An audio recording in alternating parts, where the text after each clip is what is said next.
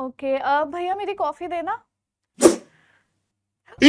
बाप रे, इतना गर्म है ये। तो अभी अभी आपने जो रिएक्शन देखा इसे कहते हैं रिफ्लेक्स एक्शन, यानी कि किसी भी हॉट या कोल्ड ऑब्जेक्ट को टच करते ही हाथ वहां से विड्रॉ कर लेना। अब कोई भी गर्म चीज को आप छूकर ये तो नहीं कहोगे ना कि मैं इससे हाथ जला लूं अपना या हाथ हटा लूं। ये सडन रिस्पॉन्स आता है जो आपके स्पाइनल कॉर्ड, आपके ब्रेन और आपके sensory and motor neurons involve करता है। So this is known as reflex action. Hello my dear students, welcome to science and fun class 10। तो बच्चों, आज हम लोग स्टार्ट करने जा रहे हैं कंट्रोल एंड कोऑर्डिनेशन का चैप्टर, जो basically it's all about your thinking, your response और किस तरह का मूवमेंट एंड इंटरैक्शन आप लोग कर सकते हो based on your brain, your spinal cords, your nervous system etcetera. So आज हम लोग पढ़ने वाले हैं कंट्रोल एंड कोऑर्डिनेशन। सबसे पहले कंट्रोल क्या होता है, कोऑर्डिनेशन क्या होती है, उसके बारे में थोड़ा थोड़ा समझ लेते हैं। अब मान लो मुझे डांस करने का बड़ा मन हो रहा है, तो मैं डांस ऐसे ऐसे करूंगी। अब ये मैं जो बल्ले बल्ले कर रही हूँ, मैं दोनों हाथों को एक साथ क्यों मूव कर रही हूँ? क्योंकि हमारे दोनों हाथ आपस में कोऑर्डिनेटेड है। मुझे पता है कि ये वॉलंटरी एक्शन है और मुझे दोनों हाथों को इस तरह से मूव करना है और इससे मेरा डांस हो जाएगा। तो इस चीज को हम कहते हैं कोऑर्डिनेशन। जब हम कोई भी चीज अपने विल के अकॉर्डिंग कंट्रोल कर सकते हैं, ये इन्वॉल्व करता है हमारे नर्वस सिस्टम को। हमारा नर्वस सिस्टम इंक्लूड करता है हमारा ब्रेन, हमारा स्पाइनल कॉर्ड और हमारे पेरिफेरल नर्व्स। पेरिफेरल नर्व्स जो हमारे बॉडी के सेंट्रल नर्वस सिस्टम के साथ, उसकी ब्रांचिंग के साथ काम कर रही होती है। एंड अगर सेंट्रल नर्वस सिस्टम है और पेरिफेरल नर्वस सिस्टम नहीं है तो दिक्कत हो जाएगी। अगर पेरिफेरल नर्वस सिस्टम है, सेंट्रल नर्वस सिस्टम नहीं है तो दिक्कत हो जाएगी। बेसिकली सेंट्रल नर्वस सिस्टम और पेरिफेरल नर्वस सिस्टम दोनों के बीच में अगर कोऑर्डिनेशन आ जाता है तो फिर प्रॉपर तरीके से हमारी बल्ले बल्ले हो जाती है। So this chapter is all about control, coordination, किस तरह से आप मूव करोगे, कैसे आप सोचोगे, कैसे आप चलोगे, कैसे आप डांस करोगे, कैसे आप गाना गाओगे और कैसे आप खुश हो जाओगे, तो कौन कौन से हार्मोन्स आपकी बॉडी में सिक्रीट होंगे। It's all about that. In fact सिर्फ एनिमल्स के बारे में ही नहीं, सिर्फ ह्यूमंस के बारे में ही नहीं, हम इस चैप्टर में प्लांट्स के बारे में भी पढ़ने वाले हैं कि उनके ग्रोथ मूवमेंट्स कितने टाइप के होते हैं, वो केमिकल के प्रेजेंस में किस तरह से अपने बॉडी को मूव करवाते हैं, वो लाइट के प्रेजेंस में किस तरह से अपने बॉडी को मूव कराते हैं। So this is all going to be in this chapter. Stay tuned और आगे देखते चलो कि कैसे एक एक टॉपिक का हलवा बना के मैं आप लोगों को खिलाती हूँ। Let's get started. हेलो मेरे प्यारे बच्चों, तो अभी जो आप लोगों ने एग्जाम्पल देखा ना कि मुझे तुरंत हाथ विड्रॉ करना पड़ा एक हॉट कॉफी मग को टच करते ही, दैट वाज एन एग्जाम्पल कि मैंने एक रिस्पॉन्स दिया था एक स्टिमुलस के अगेंस्ट। हम सब ना, जितने भी ऑर्गेनिजम्स हैं इस दुनिया में, हम सब का एक बेसिक लिविंग फीचर होता है, एक बेसिक लिविंग कैरेक्टरिस्टिक होती है कि सारे के सारे ऑर्गेनिज्म किसी ना किसी तरह से रिस्पॉन्स देते हैं टुवर्ड्स आवर एनवायरनमेंट। चाहे वो रिस्पॉन्स टू टच हो, चाहे वो रिस्पॉन्स टू साइट हो, चाहे वो रिस्पॉन्स टू टेस्ट हो, चाहे वो रिस्पॉन्स टू हियरिंग हो या फिर हमारा स्मेल का सेंस। तो बेसिकली हमारे जितने भी सेंस ऑर्गन्स है ना, जब वो इन्वॉल्व होते हैं और उसके अगेंस्ट हम कोई रिएक्शन परफॉर्म करते हैं, then that is known as a stimulus. एक स्टिमुलस जिसके अगेंस्ट हम किसी भी तरह से रिस्पॉन्ड कर रहे हैं, चाहे वो प्लांट्स हो, चाहे वो एनिमल्स हो, रिस्पॉन्ड हर तरह के ऑर्गेनिजम्स करते हैं। लेकिन बात आती है कि वो रिस्पॉन्स किस तरह का होता है। अब देखो, अब मैं बात करूंगी दो तरह के एक्शंस के बारे में। अभी अभी जो आप लोगों ने देखा इंट्रो में कि एक हॉट कॉफी मग को टच करते ही मैंने हाथ विड्रॉ कर लिया, that was not under my control, but my brain was telling me कि that is something that you should not touch, क्योंकि वो बहुत ज्यादा गर्म है और उससे मेरा हाथ जल सकता है, राइट। तो यहाँ पर एक ऐसा बॉडी में कंट्रोल और कोऑर्डिनेशन का फंक्शन परफॉर्म हुआ जो कि विद इन मिली सेकेंड्स में परफॉर्म होके खत्म भी हो गया और मुझे पता भी नहीं चला। ऐसे ही डे टू डे लाइफ में हम बहुत सारी चीजें, बहुत सारी एक्टिविटीज ऐसी परफॉर्म करते हैं जो हमें पता भी नहीं चलता कि वो हमारे नर्वस सिस्टम के अंडर कंट्रोल्ड है और वो प्रॉपर तरीके से कोऑर्डिनेटेड है, लेकिन हमें लगता है कि ये बहुत नॉर्मल सी चीज है। अब जैसे मान लो किसी बहुत ही अच्छी चीज को देखकर हम बहुत ज्यादा खुश हो रहे हैं, है ना, या फिर हम शेर आ गया हमारे सामने और हम भाग रहे हैं, या फिर हम रनिंग कर रहे हैं, हम स्विमिंग कर रहे हैं, हम डांस कर रहे हैं, हम गाना गा रहे हैं, हमें मस्ती मजाक करने में अच्छा लग रहा है, हमें कोई जोक किसी ने सुना दिया और हम बहुत दहाड़े मार मार कर हंस रहे हैं, कुछ बुरा हो गया हमारे साथ, हम रो रहे हैं। ये सारी चीजें हमारे नर्वस सिस्टम के अंदर कंट्रोल्ड है और हमें पता भी नहीं चलता है। बहुत सारी चीजें ऐसी हैं जो हम इंस्टेंटली उसे कर देते हैं, इंस्टेंटली हम रिएक्ट कर देते हैं, रिस्पॉन्ड कर देते हैं, और उसमें हमारा प्रॉपर एक रिफ्लेक्स आर्क परफॉर्म हुआ होता है कि कैसे हमने किसी चीज को टच किया, सेंसरी न्यूरॉन्स हमारे ब्रेन स्पाइनल कॉर्ड में होते हुए हमारे मोटर न्यूरॉन्स को सिग्नल देते हैं कि तुम जाकर इफेक्टर मसल सेल्स को बोलो कि वो वहां से हाथ हटाए। ये सारी चीजें हो गई within milliseconds. Can you imagine that? तो ये सब हम लोग पढ़ने वाले हैं आज कंट्रोल एंड कोऑर्डिनेशन चैप्टर के अंदर। सबसे पहले बच्चों मैं बात करूंगी नर्वस सिस्टम की। नर्वस सिस्टम और हार्मोनल सिस्टम, दो अलग अलग सिस्टम से हमारी बॉडी में कंट्रोल और कोऑर्डिनेशन का फंक्शन परफॉर्म होता है। दो अलग अलग सिस्टम, सबसे पहला है नर्वस सिस्टम, दूसरा है केमिकल सिस्टम, या फिर हम उसे हार्मोनल सिस्टम भी बोलते हैं। हार्मोनल सिस्टम, ठीक है। इन दो तरीकों से हमारी बॉडी में, किसी भी लिविंग ऑर्गेनिजम्स की बॉडी में क्या होता है, कंट्रोल और कोऑर्डिनेशन परफॉर्म होता है। कंट्रोल क्या है, हमें कब क्या बोलना है, हमें किधर देखना है, कहाँ नहीं देखना है, अगर हम कोई चीज सुन रहे हैं तो वो सुनी हुई बात हमें किस तरीके से अफेक्ट करेगी, हमारा ब्रेन उसे कैसे प्रोसेस करेगा, ये सारी चीजें हैं कंट्रोल। जब हम कहीं पर जा रहे होते हैं तो हमें कौन सी सीट पे जाके बैठना है, कब उठना है, कहाँ जाना है, किस तरीके से रिएक्ट करना है, हमारी बॉडी का हर एक मूवमेंट हमारा कोऑर्डिनेशन डिसाइड करता है। कंट्रोल और कोऑर्डिनेशन दोनों जो है वो हमारा नर्वस सिस्टम और हमारा केमिकल सिस्टम कंट्रोल कर रहा होता है। तो this is all about control and coordination, जो नर्वस सिस्टम और केमिकल सिस्टम दोनों से बनकर बनता है। अब हम बात करेंगे ऐसे सिस्टम के बारे में जो सिर्फ और सिर्फ एनिमल्स में पाया जाता है, and that is nervous system, animals only. Whereas जो हमारा केमिकल सिस्टम है ये animals as well as plants दोनों में देखने को मिलता है, ठीक है, एज वेल एज प्लांट्स। चले आगे। तो सबसे पहले हम लोग आज बात करने वाले हैं नर्वस सिस्टम की। अब अगर हम नर्वस सिस्टम के बारे में बात करने ही जा रहे हैं तो लेट्स अंडरस्टैंड कि नर्वस सिस्टम काम कैसे करता है। अब देखो बहुत सारे डाइवर्स टाइप के एनिमल्स पाए जाते हैं हमारे लिविंग वर्ल्ड में, जिसमें कि सबसे जो लोअर एनिमल्स होते हैं ना वो होते हैं स्पॉन्जेस, जो सेल से बने हुए होते हैं, जिनमें टिश्यूज भी नहीं प्रेजेंट होता।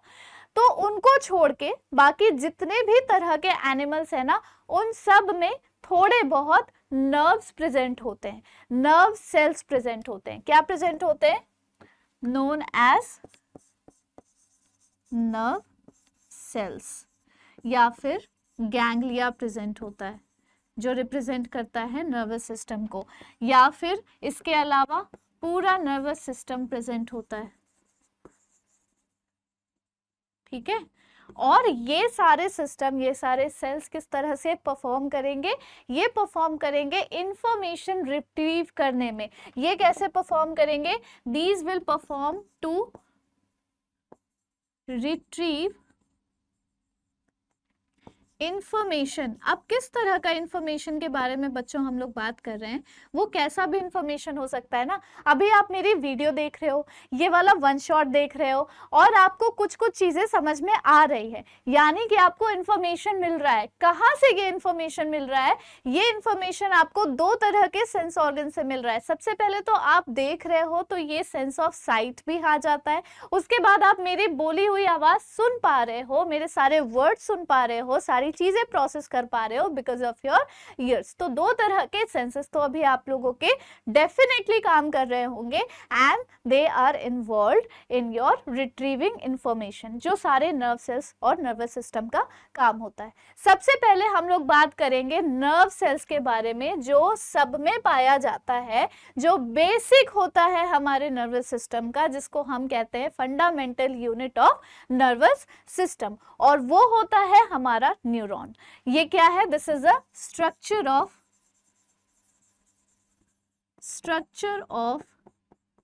न्यूरॉन्स।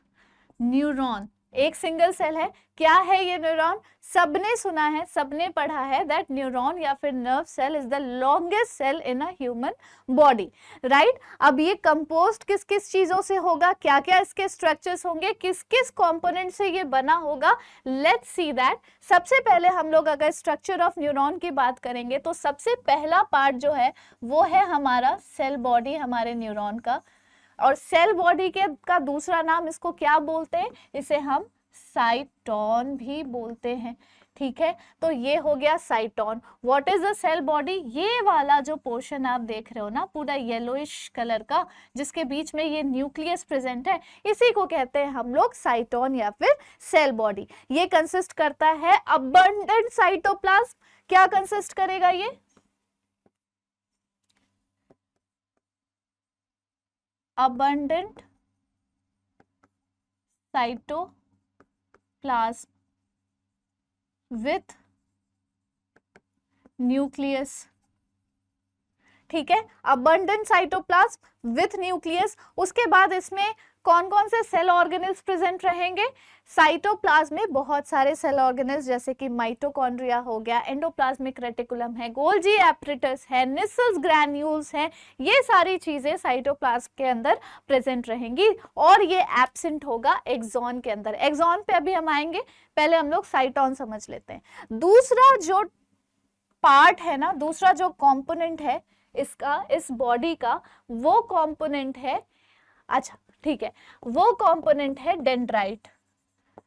चलिए जी, अब हम लोग थोड़ा सा डेंड्राइट के बारे में भी बात कर ले। डेंड्राइट क्या है? आप यहाँ पर ये वाला जो स्ट्रक्चर देख रहे हो ना, जो किसी भी पेड़ की ब्रांचेस की तरह, रूट के ब्रांचेस की तरह, फाइबर्स की तरह नजर आ रहे हैं, these are known as dendrite. These are known as dendrite. ये वाला जो पोर्शन आप देख रहे हो इसको कहते हैं डेंड्राइट। बहुत ही इंपॉर्टेंट कंपोनेंट है ये किसी भी नर्व सेल का। क्यों है? अभी चलो मैं बताती हूँ, अभी बताती हूँ तुरंत।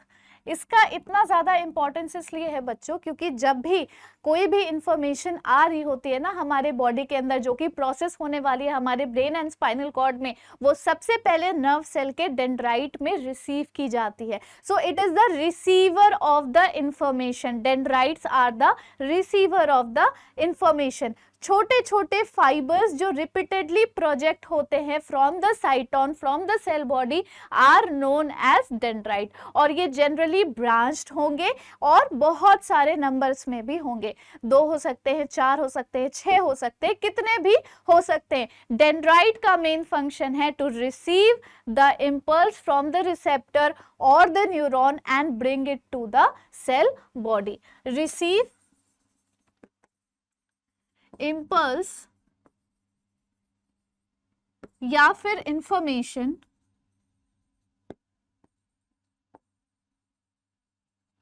फ्रॉम वेयर, कहां से रिसीव करेंगे? From sensory receptor. कितने सेंसरी रिसेप्टर्स होते हैं? अभी तुरंत बताया मैंने, जितने आपके सेंस ऑर्गन से उतने आपके सेंसरी रिसेप्टर्स होंगे। और इट विल ब्रिंग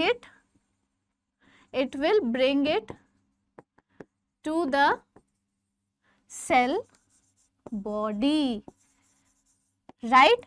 समझ में आ गया? This is all about dendrite. अब अगले कंपोनेंट में हम लोग आ जाते हैं और अगला कंपोनेंट है आपका axon. Third part is your axon. क्या होता है काम एक्सॉन का? ये वाला जो पोर्शन आप लोग देख रहे हो ना, ये वाला portion, this is known as axon. अब एक्सॉन क्या चीज है भैया? किस चिड़िया का नाम है? किसी को कोई आइडिया है? एक सिंगल लॉन्ग ब्रांच फाइबर होती है जो प्रोजेक्ट होता है फ्रॉम द साइटोन और वो ट्रैवल करवाता है नर्व इम्पल्सेस को, वो ट्रांसमिट करता है नर्व इम्पल्सेस को from dendrite to the cell body towards the axonal end, from dendrite to the cyton towards the axonal end. Axonal end इसे कहेंगे, ये जो लास्ट में आपको एंडिंग दिख रही है ना, इसको कहेंगे हम एक्सोनल एंड। ठीक है, तो ये होता है एक्सॉन। क्या हो गया? ये सिंगल लॉन्ग ब्रांच फाइबर जो ट्रांसमिट करती है इम्पल्सेस को from the cell body to the axonal end. ठीक है, एक्सॉन कंसिस्ट करेगी कुछ सेवरल, एक सेकेंड, कुछ सेवरल सिलेंड्रिकल एक्सिस जो कंटिन्यू करती है थ्रू आउट द बॉडी। जो साइटोप्लाज्म होता है ना एक्सॉन का, उसे हम कहते हैं एक्सोप्लाज्म। जो साइटोप्लाज्म होता है एक्सॉन का, उसे हम कहते हैं एक्सोप्लाज्म। ठीक है, इतना समझ में आ गया आप लोगों को? अब हम लोग बात करते हैं एक्सोलेमा के बारे में, जो कि मेम्ब्रेन है। एक्सॉन को कवर करने वाली जो मेम्ब्रेन होती है, इसे हम कहते हैं एक्सोलेमा। Membrane, axolemma. ठीक है, एक्सोलेमा समझ में आ गया? एक्सोलेमा हो गया। नाउ यू नो कि एक नर्व की मेम्ब्रेन है, एक नर्व का साइटोप्लाज्म है। अब हम बात करेंगे टाइप्स कितने कितने होते हैं एक्सॉन के। तो there are 2 types of axon बच्चों। There are 2 types. सबसे पहला टाइप होता है माइलिनेटेड और दूसरा टाइप होता है नॉन माइलिनेटेड। ठीक है, नॉन माइलिनेटेड और माइलिनेटेड। माइलिनेटेड और नॉन माइलिनेटेड के बीच में डिफरेंस बस ये है कि माइलिनेशन यानी कि एक ऐसा फाइबर जिसमें फैटी डिपोजिशन की लेयर प्रेजेंट होती है, फैटी मटेरियल की डिपोजिशन होती है, और उसे हम कहते हैं माइलिन शीट। उसे हम कहते हैं myelin sheath. Basically myelin sheath का काम होता है टू अब्सॉर्ब शॉक, और शॉक अब्सॉर्बर की तरह ये माइलिन शीट काम करता है। तो जिस एक्सॉन के ऊपर माइलिन शीट की कवरिंग प्रेजेंट होती है उसे हम कहते हैं माइलिनेटेड एक्सॉन, और जिसमें माइलिन शीट नहीं प्रेजेंट होती है उसे हम कहते हैं नॉन माइलिनेटेड। ठीक है, यहां तक समझ में आ गया आप लोगों को? नाउ अब आप लोग ना इसके बीच बीच में छोटे छोटे गैप्स देख पा रहे हो। इसके बीच बीच में ना छोटे छोटे आप गैप्स देख पा रहे हो। जो 2 माइलिन शीट के बीच का जो गैप होता है उसे हम कहते हैं नोड ऑफ रैनवियर। उसे हम कहते हैं नोड ऑफ रैनवियर। ठीक है, ये समझ में आ गया? This is known as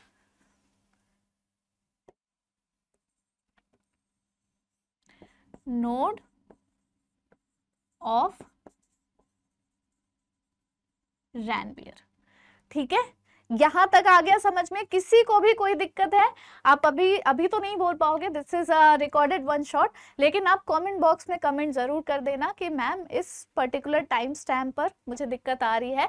I will try my best कि आप लोगों के सारे कमेंट्स के रिप्लाईज में दे सकूं।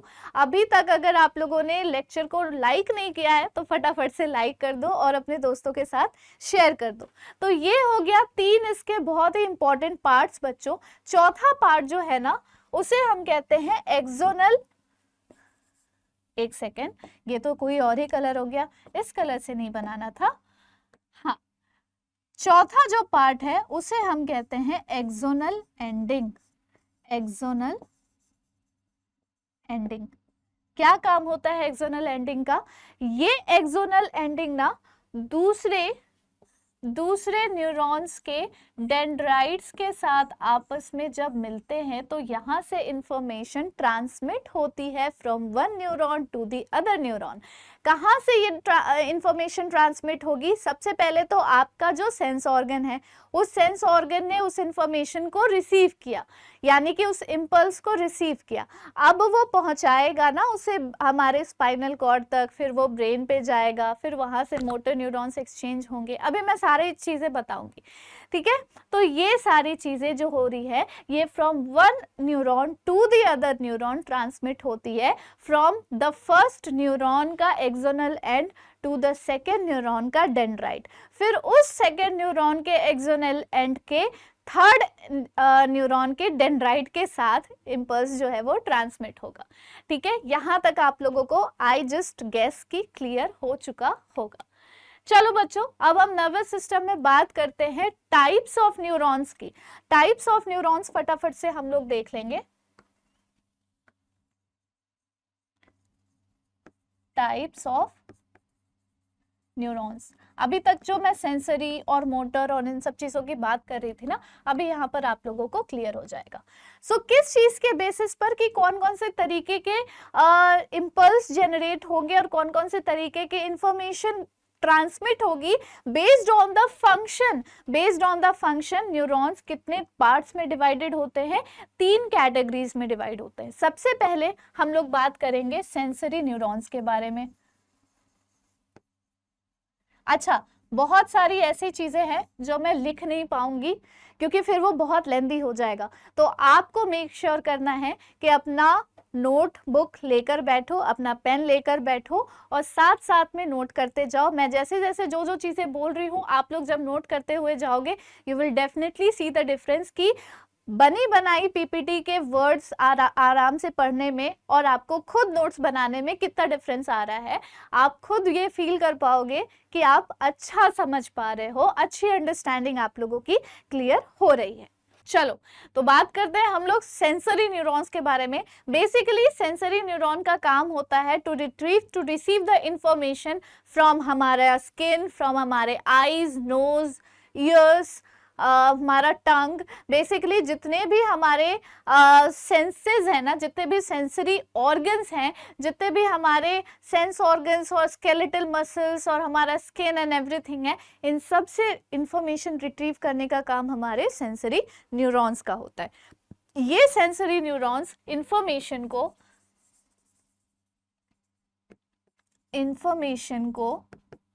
रिसीव करने के बाद receive from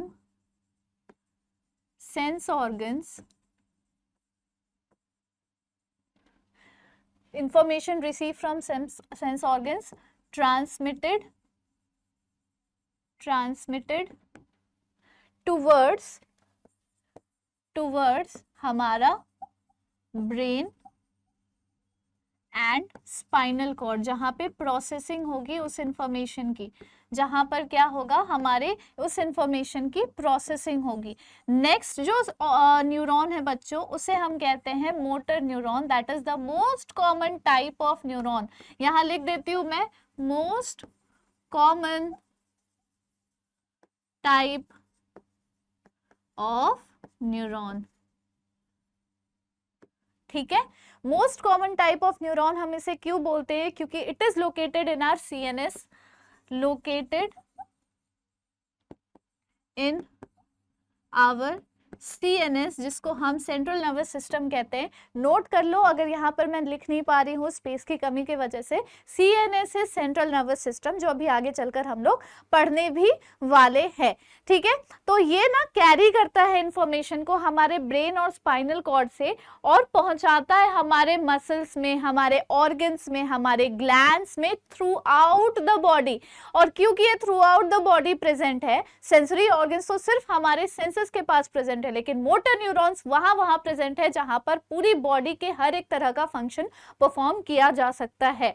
so that is why it is the most common type of neuron. Which one? Motor neurons. So they are multipolar, उसके पास एक एक्सॉन होते हैं लेकिन बहुत सारे डेंड्राइट्स प्रेजेंट होते हैं, लोकेटेड इन आवर सीएनएस। और ये इंफॉर्मेशन कहाँ से कहाँ पे पहुंचाएंगे? CNS से हमारे मसल्स में, हमारे ऑर्गन्स में एंड हमारे बॉडी के ग्लैंड्स में through out the body information को पहुंचाने का काम करेंगे, थ्रू आउट द बॉडी। ये हो गया मोटर न्यूरॉन्स के बारे में। अगला जो लास्ट टाइप का न्यूरॉन है ना, that is known as interneuron. Interneuron क्या है? जैसे उनका नाम है इंटरन्यूरॉन, ये कनेक्ट करते हैं मोटर न्यूरॉन को हमारे सेंसरी न्यूरॉन्स के साथ। So they help in distant transmission of nerve impulses between two neurons. ठीक है, क्या होगा यहाँ पर? इंटरन्यूरॉन, जैसे कि समझ लो दो एक जगह से दूसरे जगह जाने के लिए मान लो आपको एक जंक्शन पे गाड़ी चेंज करनी पड़ेगी, ट्रेन को चेंज करना पड़ेगा। मान लो एक जगह से दूसरे जगह आप जा रहे हो, वहां की डायरेक्ट ट्रेन नहीं है, तो आपको मिडिल ऑफ द स्टेशन पे उतर के दूसरा ट्रेन पकड़ना होगा ताकि आप उस जगह पे पहुंच सको। तो ये एक ट्रेन से दूसरे ट्रेन को कनेक्ट करने वाला जो जगह है उसे हम जंक्शन कहते हैं। जस्ट उसी तरह से इंटरन्यूरॉन्स का काम होता है। So interneurons function as they help in distant transmission of nerve impulses between neurons, between sensory and motor neurons। ठीक है, यहां तक आप लोगों को क्लियर हो गया? ओके, सो इस वाले डायग्राम को आप लोग ध्यान से देखो। ये वाला जो स्ट्रक्चर है, ये जो डायग्राम है ना, this is the structure of a neuromuscular junction. मैं फटाफट से ओरली आपको यहाँ पर समझा देती हूँ कि होता क्या है। अभी जैसे हमने बात की इंटरन्यूरॉन्स के बारे में कि ये एक न्यूरॉन से दूसरे न्यूरॉन के बीच का जंक्शन है, वैसे ही बहुत सारे जब जंक्शंस आपस में मिल जाते हैं ना, जब नर्व इम्पल्स ट्रांसमिट होती है एक जंक्शन से दूसरे जंक्शन पे, तो हम उसे कहते हैं सिनैप्स। ध्यान से सुनना, हम उसे कहेंगे सिनैप्स। यहां पर मैं लिख देती हूं, बहुत इंपॉर्टेंट है। जब एक नर्व इम्पल्स या फिर कोई भी इंफॉर्मेशन एक जंक्शन से दूसरे जंक्शन पे ट्रांसमिट होती है तो हम उसे कहते हैं सिनैप्स, और वो कैरी होती है between a pair of neurons through a chemical substances, जिसे हम न्यूरोट्रांसमीटर कहते हैं। न्यूरोट्रांसमीटर क्या होता है? एक ऐसा केमिकल सब्सटेंस है जो इन जंक्शंस के थ्रू इन केमिकल सिग्नल्स को कैरी करके लेकर चलता है। ये एक तरह के केमिकल सिग्नल्स ही तो होते हैं जो आगे चलकर जब हमारे ब्रेन में प्रोसेस हो रहे होते हैं, हमारे स्पाइनल कॉर्ड में प्रोसेस हो रहे होते हैं, तो वो कन्वर्ट हो जाते हैं into electrical impulse. Chemical impulse से इलेक्ट्रिकल इम्पल्स में कन्वर्ट हो जाएंगे। अब देखो, हमारा जो न्यूरॉन है ना, जो हमारा नर्वस सिस्टम है, that is made up of a complex network. कौन सी चीजों के नेटवर्क से? हमारे अलग अलग तरह के न्यूरॉन्स के नेटवर्क से बना हुआ होता है, जो कि बहुत ज्यादा कॉम्प्लेक्स है। अब मान लेते हैं कि हमारे सेंसरी न्यूरॉन ने ना एक इम्पल्स जनरेट कराया, एक इंफॉर्मेशन रिट्रीव कराई, और वो एक न्यूरॉन के डेंड्राइट से, एक्सॉन से होते हुए एक्सटर्नल एंड तक पहुंच जाता है। एक्सटर्नल एंड में प्रेजेंट होती है न्यूरोट्रांसमीटर, जो हमारे केमिकल इम्पल्स को इलेक्ट्रिकल इम्पल्स में कन्वर्ट करा देती है, और वो इलेक्ट्रिकल इम्पल्स फिर दूसरे किसी न्यूरॉन के डेंड्राइट से होते हुए किसी एक्सॉन तक पहुंचता है, और इस तरह से वो इम्पल्सेस कैरी होती हैं from one junction to the another junction, जिसे मैं फिर से कह रही हूँ कि उसको सिनैप्स बोला जाता है। अब जब सेंसरी न्यूरॉन्स सारे के सारे इंफॉर्मेशन को लेकर, सारे सेंसरी न्यूरॉन्स जब पहुंचते हैं हमारे स्पाइनल कॉर्ड और हमारे ब्रेन में, वहां पर एक्सचेंज ऑफ इंफॉर्मेशन होती है, वहां पर एक्सचेंज ऑफ सिग्नल्स होते हैं, केमिकल सिग्नल का ट्रांसमिशन होता है टू द इलेक्ट्रिकल इम्पल्स, और वो इलेक्ट्रिकल इम्पल्स कैरी करने वाले जो न्यूरॉन्स होते हैं उसे हम कहते हैं मोटर न्यूरॉन्स, उसे हम कहेंगे मोटर न्यूरॉन्स। फिर मोटर न्यूरॉन्स हमारे CNS यानी कि ब्रेन ऑन स्पाइनल कॉर्ड से होते हुए हमारे इफेक्टर मसल्स, हमारे ग्लैंड्स, हमारे स्किन, हमारे ऑर्गन्स तक उस इंफॉर्मेशन को पहुंचाने का काम करते हैं। एंड माइंडेड कि ये सारा information is in the form of electrical electrical impulse, is in the form of electrical impulse. तो जब ये हमारे मसल्स और ग्लैंड्स और हमारी स्किन और हमारे स्केलेटल मसल्स वगैरह तक पहुंचाता है, तब जाके ये कांटेक्ट करते हैं न्यूरोमस्कुलर जंक्शन पे, जहां पर ये ट्रांसमिट करेंगे एक मैसेज कि ब्रेन ने बोला है कि तुम्हें ये काम करना है। That causes the muscle to contract and relax. Muscle के कॉन्ट्रैक्शन और रिलैक्सेशन से ही तो किसी भी तरह का फंक्शन परफॉर्म होता है ना। मान लो मैंने हाथ किसी भी हॉट ऑब्जेक्ट से झटके से हटा लिया, यहाँ पे मसल कॉन्ट्रैक्ट करवा दिया गया। क्यों, किसने कराया ये मसल कॉन्ट्रैक्ट? मोटर न्यूरॉन्स ने कराया। एक्चुअल में किसने कराया? ब्रेन और स्पाइनल कॉर्ड ने मैसेज भिजवाया था मोटर न्यूरॉन्स के थ्रू। सो ये पूरा जो प्रोसेस है ना, this is known as neuromuscular junction. This involves neuromuscular junction and this is known as reflex arc, जो अभी हम लोग अगले स्लाइड में पढ़ने जा रहे हैं। Now we will start reflex action and reflex arc। सबसे पहले एक reflex action क्या होती है इसके बारे में सोचो। अभी इंट्रो में जो भी आप लोगों ने देखा ना, that was an example of reflex arc या फिर reflex action।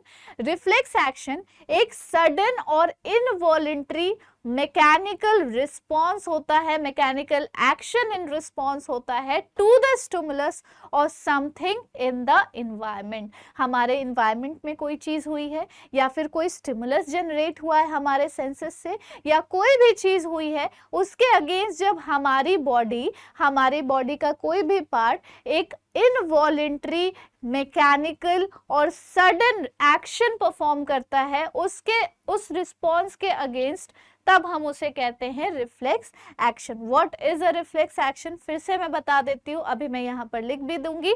A reflex action is a sudden involuntary and mechanical action to response to the stimulus. Okay, यहां तक डन है सब लोगों का? What is a reflex action? याद करो, मेरे साथ बोलते चलो और याद करते चलो। अ reflex action is a sudden involuntary का क्या मतलब हुआ? कोई भी चीज जो हमारे कंट्रोल में नहीं थी, जो हमारे ब्रेन और स्पाइनल कॉर्ड के ही कंट्रोल में सिर्फ थी, इनवॉलेंट्री, जो हम नहीं भी चाहते थे करना पर वो हमें करना पड़ा। हम वॉलेंटरी नहीं करना चाहते थे पर वो हमें करना पड़ा। Mechanical action in response, in response किसके रिस्पॉन्स में बच्चों? In response to the stimulus generated in our environment, this is known as reflex action, अब जो रिफ्लेक्सेस हमारे ब्रेन और स्पाइनल कॉर्ड कंट्रोल करते हैं ना, उसी को हम रिफ्लेक्स एक्शन बोलते हैं। इतना आप लोग जान लो। रिफ्लेक्स आर्क क्या होता है? Reflex arc is defined as the route जो किसी भी तरह के नर्व इंपल्स को ट्रांसमिट करेगी और वो रिफ्लेक्स एक्शन का कॉज देगी। मतलब कि reflex action is defined as the route taken to the nerve impulse and responses in a reflex action. Basically reflex arc कुछ नहीं, बस एक रास्ता है, एक जरिया है जिसके थ्रू रिफ्लेक्स एक्शन का पूरा फंक्शन परफॉर्म होता है। यहाँ पर आप एक रिफ्लेक्स आर्क देख पा रहे हो। क्या क्या कंपोनेंट्स होते हैं रिफ्लेक्स आर्क के? सबसे पहले इसका कंपोनेंट होता है एक रिफ्लेक्स आर्क का सेंसरी न्यूरॉन। ठीक है, रिफ्लेक्स आर्क यहाँ पर मैं लिख देती हूँ। रिफ्लेक्स आर्क कंपोनेंट्स इसके क्या क्या होंगे? कंपोनेंट्स, सबसे पहला कंपोनेंट होगा बच्चों सेंसरी न्यूरॉन। सेंसरी न्यूरॉन अभी तुरंत पढ़ा आप लोगों ने, सब कुछ क्लियर हो गया होगा आप लोगों को। सेंसरी न्यूरॉन छोड़ दो, रिसेप्टर लिख दो। सबसे पहला जो कंपोनेंट होगा उसको हम लिख देते हैं रिसेप्टर। जो रिसीव कर रहा है वही तो सबसे पहला कंपोनेंट होगा ना। रिसेप्टर कोई भी हो सकता है। रिसेप्टर हो सकता है कि आपका जो भी यहाँ पर जो भी टच कर रहे हो ना आप, यहाँ पे प्रेजेंट जो नर्व सेल्स हैं उसके जो डेंड्राइट्स होंगे वही हो जाएगा रिसेप्टर, ठीक है। तो the end of the dendritic initiate एक नर्व इम्पल्स को इनिशिएट करता है। The end of the dendritic या फिर डेंड्राइट इनिशिएट्स करता है एक नर्व इम्पल्स को। सबसे पहले हो गया वो रिसेप्टर। अब हम बात करते हैं सेंसरी न्यूरॉन के बारे में। अब हम बात करेंगे सेंसरी न्यूरॉन के बारे में। सेंसरी न्यूरॉन वो न्यूरॉन जो यहां से लेकर यहां तक, यानी कि इस पर्टिकुलर पॉइंट से लेकर, रिसेप्टर से लेकर आपके ब्रेन और स्पाइनल कॉर्ड में आपके इंफॉर्मेशन को या फिर इम्पल्स को कैरी करके लेकर चलेगा। देखो यहाँ पर लिखा भी है sensory neuron, this is sensory neuron. ये रिसेप्टर हो गया जो हमारे स्किन में प्रेजेंट है, जो हमें किसी भी तरह की फील दे पा रहा है, या तो वो हीट होगा, या तो पेन होगा, या तो कोल्ड होगा, कुछ भी ऐसा रिसीव कर रहा है इंफॉर्मेशन को। सेंसरी न्यूरॉन जो इस इंफॉर्मेशन को कैरी करेगा टुवर्ड्स हमारा CNS, हमारा स्पाइनल कॉर्ड और हमारा ब्रेन, ठीक है।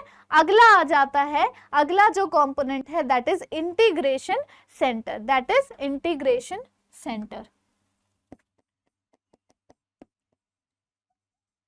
इंटीग्रेशन सेंटर यानी कि जहां पर इस इंफॉर्मेशन का एक्सचेंज हो रहा है that will be known as integration centre.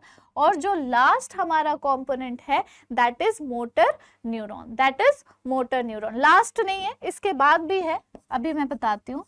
Motor neuron का काम क्या हो जाएगा, जब इंफॉर्मेशन प्रोसेस हो गई हमारे ब्रेन और स्पाइनल कॉर्ड में, तो ब्रेन एक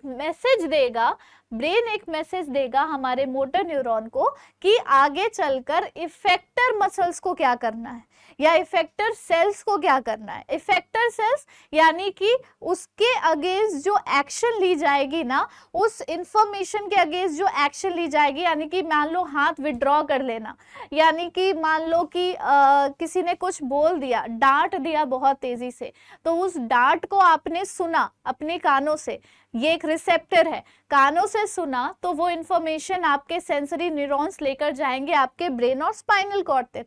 वहां पे एक्सचेंज होगी इंफॉर्मेशन और ब्रेन और स्पाइनल कॉर्ड दो तरह की सिग्नल्स दे सकता है। या तो बोल सकता है कि तुम्हें डांट दिया गया तो तुम रो लो बहुत तेजी से, या फिर तुम उसे बहस कर लो, उसे तुम डांट दो उल्टा, या फिर कुछ भी उल्टा सीधा जवाब दे दो। दैट डिपेंड करेगा कि आपका सोचने का तरीका कैसा है, आपका थॉट प्रोसेस कैसा है। अब समझो बात को कि अगर किसी ने आपको डांटा और आपने डांट सुन लिया, तो सुना अपने कान से जो कि एक रिसेप्टर है, और उस इंफॉर्मेशन को लेकर जाएगा आपका सेंसरी न्यूरॉन, पहुंचेगा इंटीग्रेशन सेंटर आपके ब्रेन और स्पाइनल कॉर्ड में और मैसेज देगा कि अब आपको रोना है। तो मोटर न्यूरॉन्स वो इंफॉर्मेशन पहुंचाएंगे आपके इफेक्टर मसल्स या फिर इफेक्टर सेल्स में। रोने के लिए मसल्स कहाँ पे प्रेजेंट है, आपके आईज के पास प्रेजेंट है। Now your eyes will cry and it will give a response to a stimulus. Now your eyes will cry, you will feel emotional and it will give a response to the stimulus. तो ये होता है effector का काम, ये होता है effector का काम। समझ में आ गया बच्चों? तो ये पूरा इंक्लूड करेगा रिफ्लेक्स आर्क को। टिपिकल रिफ्लेक्स आर्क मैं अभी बना देती हूँ यहाँ पर, इससे आप लोगों को थोड़ी आसानी हो जाएगी। ये ह्यूमन ब्रेन आ गया क्या तुरंत? चलो यहाँ पर मैं एक ऐड कर देती हूँ पेज, एक पेज ऐड कर देती हूँ। अब इस पेज में मैं लिख देती हूँ रिफ्लेक्स आर्क। मैंने लिख दिया है रिफ्लेक्स आर्क। अब हम लोग बनाएंगे सारी चीजें। क्या होगी, सबसे पहले स्टार्टिंग कहाँ से होगा? सबसे पहले एक स्टिमुलस जनरेट होगा, एक स्टिमुलस जनरेट होगा।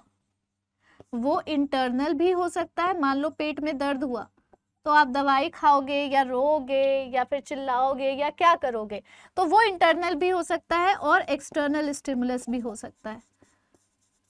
ठीक है, अब इस स्टिमुलस से क्या हुआ, रिसेप्टर जो है ना वो रिसीव करेगा इंफॉर्मेशन। ये स्टिमुलस जनरेशन करने के बाद, ये स्टिमुलस जनरेट होने के बाद जो आपका रिसेप्टर ऑर्गन है ना, वो इस इंफॉर्मेशन को रिसीव करेगा, रिसेप्टर नाम ही है तो वो रिसीव करेगा, ठीक है।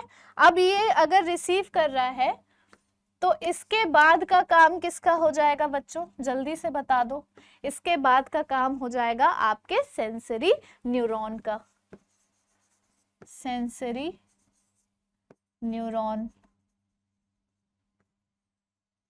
सेंसरी न्यूरॉन के बाद ये कहाँ पे पहुंचेगा, सेंसरी न्यूरॉन्स कहाँ पर पहुंच रहे हैं, आपके स्पाइनल कॉर्ड में, आपके स्पाइनल कॉर्ड या फिर सीएनएस में पहुंच रहे हैं, है ना। आपका सीएनएस, स्पाइनल कॉर्ड, ये हो गया। अब सीएनएस में जब इंफॉर्मेशन की प्रोसेसिंग होगी तो वो प्रोसेसिंग होने के बाद वो किसे सिग्नल देगा बच्चों कि अब तुम्हें जाके क्या काम करना है, वो सिग्नल देगा मोटर न्यूरॉन्स को, सिग्नल देगा मोटर न्यूरॉन्स को कि जाओ मेरा संदेशा पहुंचा दो। किसको पहुंचाने के लिए संदेशा, किसको संदेशा पहुंचाना है बच्चों, पहुंचाना है इफेक्टर मसल्स को, इफेक्टर मसल्स, ठीक है। ये पूरी जो जर्नी है, this journey is known as reflex arc, this journey is known as reflex arc. ये समझ में आ गया? आई जस्ट होप कि ये समझ में आ रहा हो। मान लो आप सडनली एक अंधेरे जगह से बाहर रोशनी वाली जगह पे चल गए, तो सडनली आपका ना प्यूपिल जो है वो कॉन्ट्रैक्ट कर जाएगा, डायलेट नहीं होगा, कॉन्ट्रैक्ट हो जाएगा। ये भी एक तरह का स्टिमुलस है। लाइट का रिसेप्टर पड़ा तो वो सेंसरी न्यूरॉन गया आपके ब्रेन में और उसने आपके आईज के इफेक्टर मसल्स को, आपके आईज के इफेक्टर सेल्स को ये संदेशा पहुंचवाया कि भाई तुम अपना प्यूपिल थोड़ा कॉन्ट्रैक्ट कर लो, नहीं तो बहुत ज्यादा रोशनी पड़ेगी तो आंखों की रोशनी जा सकती है। जितना कम डिम करोगे उसे तो वो थोड़ा सा बचा रहेगा। मान लो कुछ भी अभी हॉट या कोल्ड ऑब्जेक्ट पे टच किया तो हाथ हम हटा लेते हैं, या फिर हमें भूख लगती है, भूख लगेगी ये हमें कैसे पता चलेगा, हमारे इंटरनल स्टिमुलस जब जनरेट होंगे तो वो इंफॉर्मेशन हमारे ब्रेन तक पहुंचेगी और ब्रेन हमें बताएगा कि भाई तुम्हें भूख लग चुकी है, अब तुम जाके कुछ खा लो, ठीक है।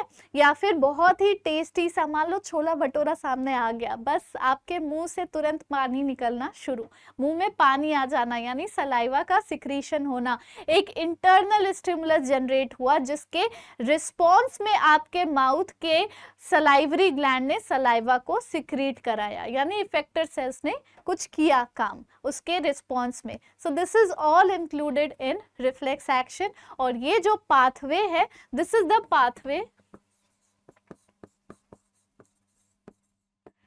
pathway of reflex arc, ठीक है। I just hope you understand this topic. Now before starting हमारा ह्यूमन ब्रेन, लेट्स अंडरस्टैंड कि ह्यूमन का नर्वस सिस्टम कैसा होता है। तो before understanding human brain we will add one more slide and we will try to understand कि human nervous system किस तरह से काम करता है।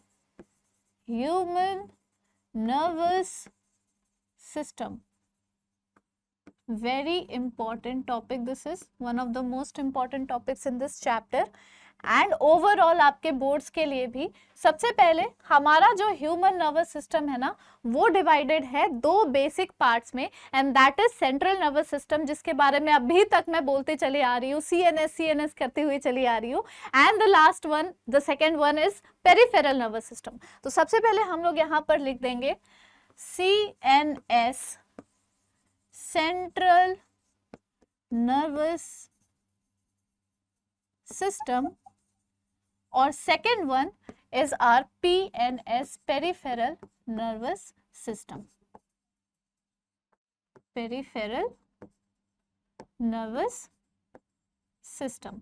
अच्छा बच्चों, ये बताओ मुझे, कमेंट बॉक्स में कमेंट कर देना, बता तो नहीं पाओगे अभी ऐसे करके।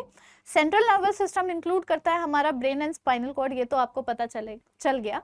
पेरिफेरल नर्वस सिस्टम भाई किस चिड़िया का नाम है, आखिर वो है क्या?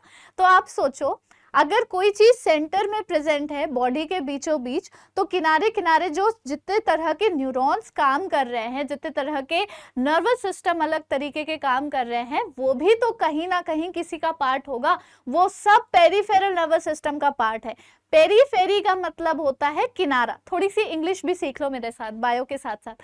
तो पेरीफेरी का मतलब होता है किनारा, और सेंटर का मतलब होता है बीच में। यानी कि बीच में जो हमारा नर्वस सिस्टम है, that is central nervous system, जो इंक्लूड करेगा हमारा ब्रेन और स्पाइनल कॉर्ड, और जितने भी किनारे किनारे के नर्वस सिस्टम है बॉडी के किनारे चारों तरफ, वो इंक्लूड करते हैं हमारा पेरिफेरल नर्वस सिस्टम। यहां पर हम लिख देंगे ब्रेन और यहां पर हम लिख देंगे स्पाइनल कॉर्ड। ठीक है, यहां पर हम लिख देंगे दो अलग अलग तरह के पीएनएस जो पाए जाते हैं हमारी बॉडी में, that is somatic nervous system और ऑटोनॉमिक नर्वस सिस्टम। सोमैटिक, यहाँ पे दूसरा कलर यूज कर लेती हूँ मैं, थोड़ा ज्यादा बेटर लगेगा, या वही वाला करूं? चलो वही कर लेती हूँ। सोमैटिक नर्वस सिस्टम और ऑटोनॉमिक नर्वस सिस्टम। अब भैया ऑटोनॉमिक नर्वस सिस्टम क्या चीज है, कुछ तो समझ में आ नहीं रहा है इसके बारे में। सो ऑटोनॉमिक नर्वस सिस्टम में ना बच्चों दो अलग अलग तरह के नर्वस सिस्टम फिर से क्लासिफाई कर दिए जाते हैं, और वो एक्चुअल में क्या है? वो एक्चुअल में है सिंपैथेटिक नर्वस सिस्टम और पैरासिम्पैथेटिक नर्वस सिस्टम। अभी सबके बारे में बता रही हूँ, रुक जाओ। सिंपैथेटिक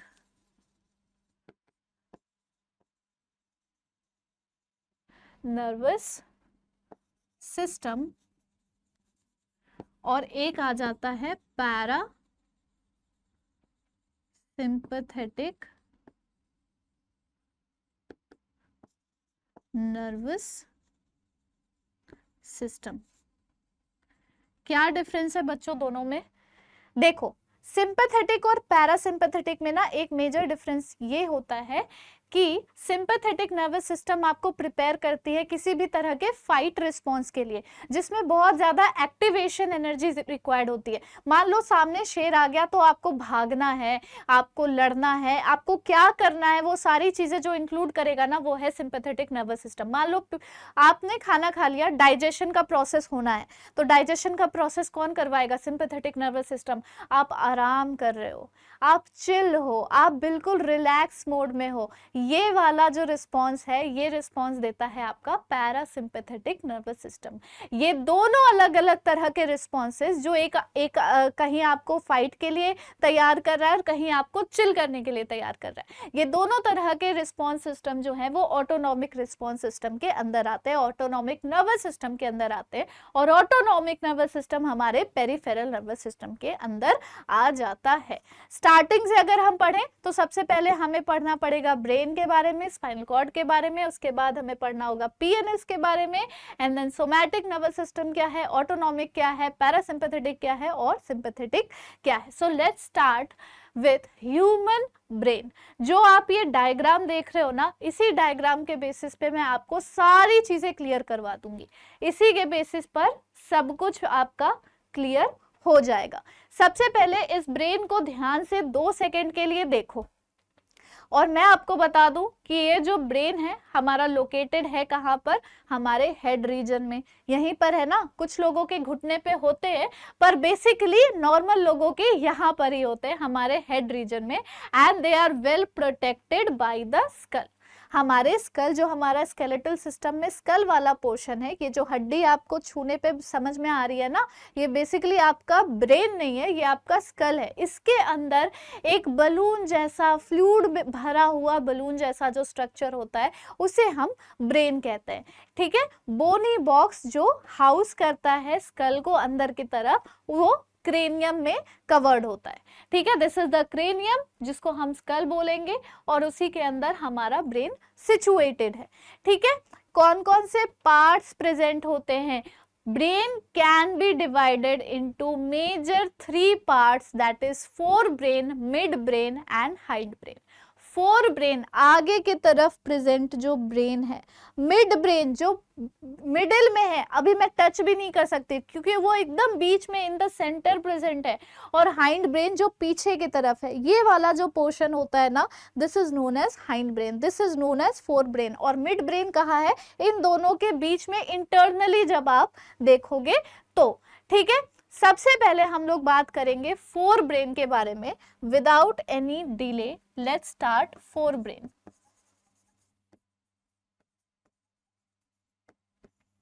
अब देखो फोर ब्रेन क्या है। फोर ब्रेन कंसिस्ट करता है हमारा सेरिब्रम, हमारा हाइपोथैलेमस और thalamus.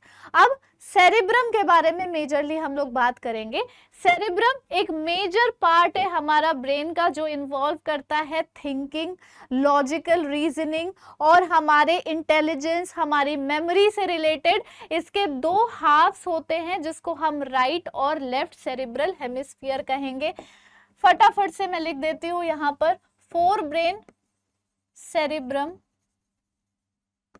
Major part divided into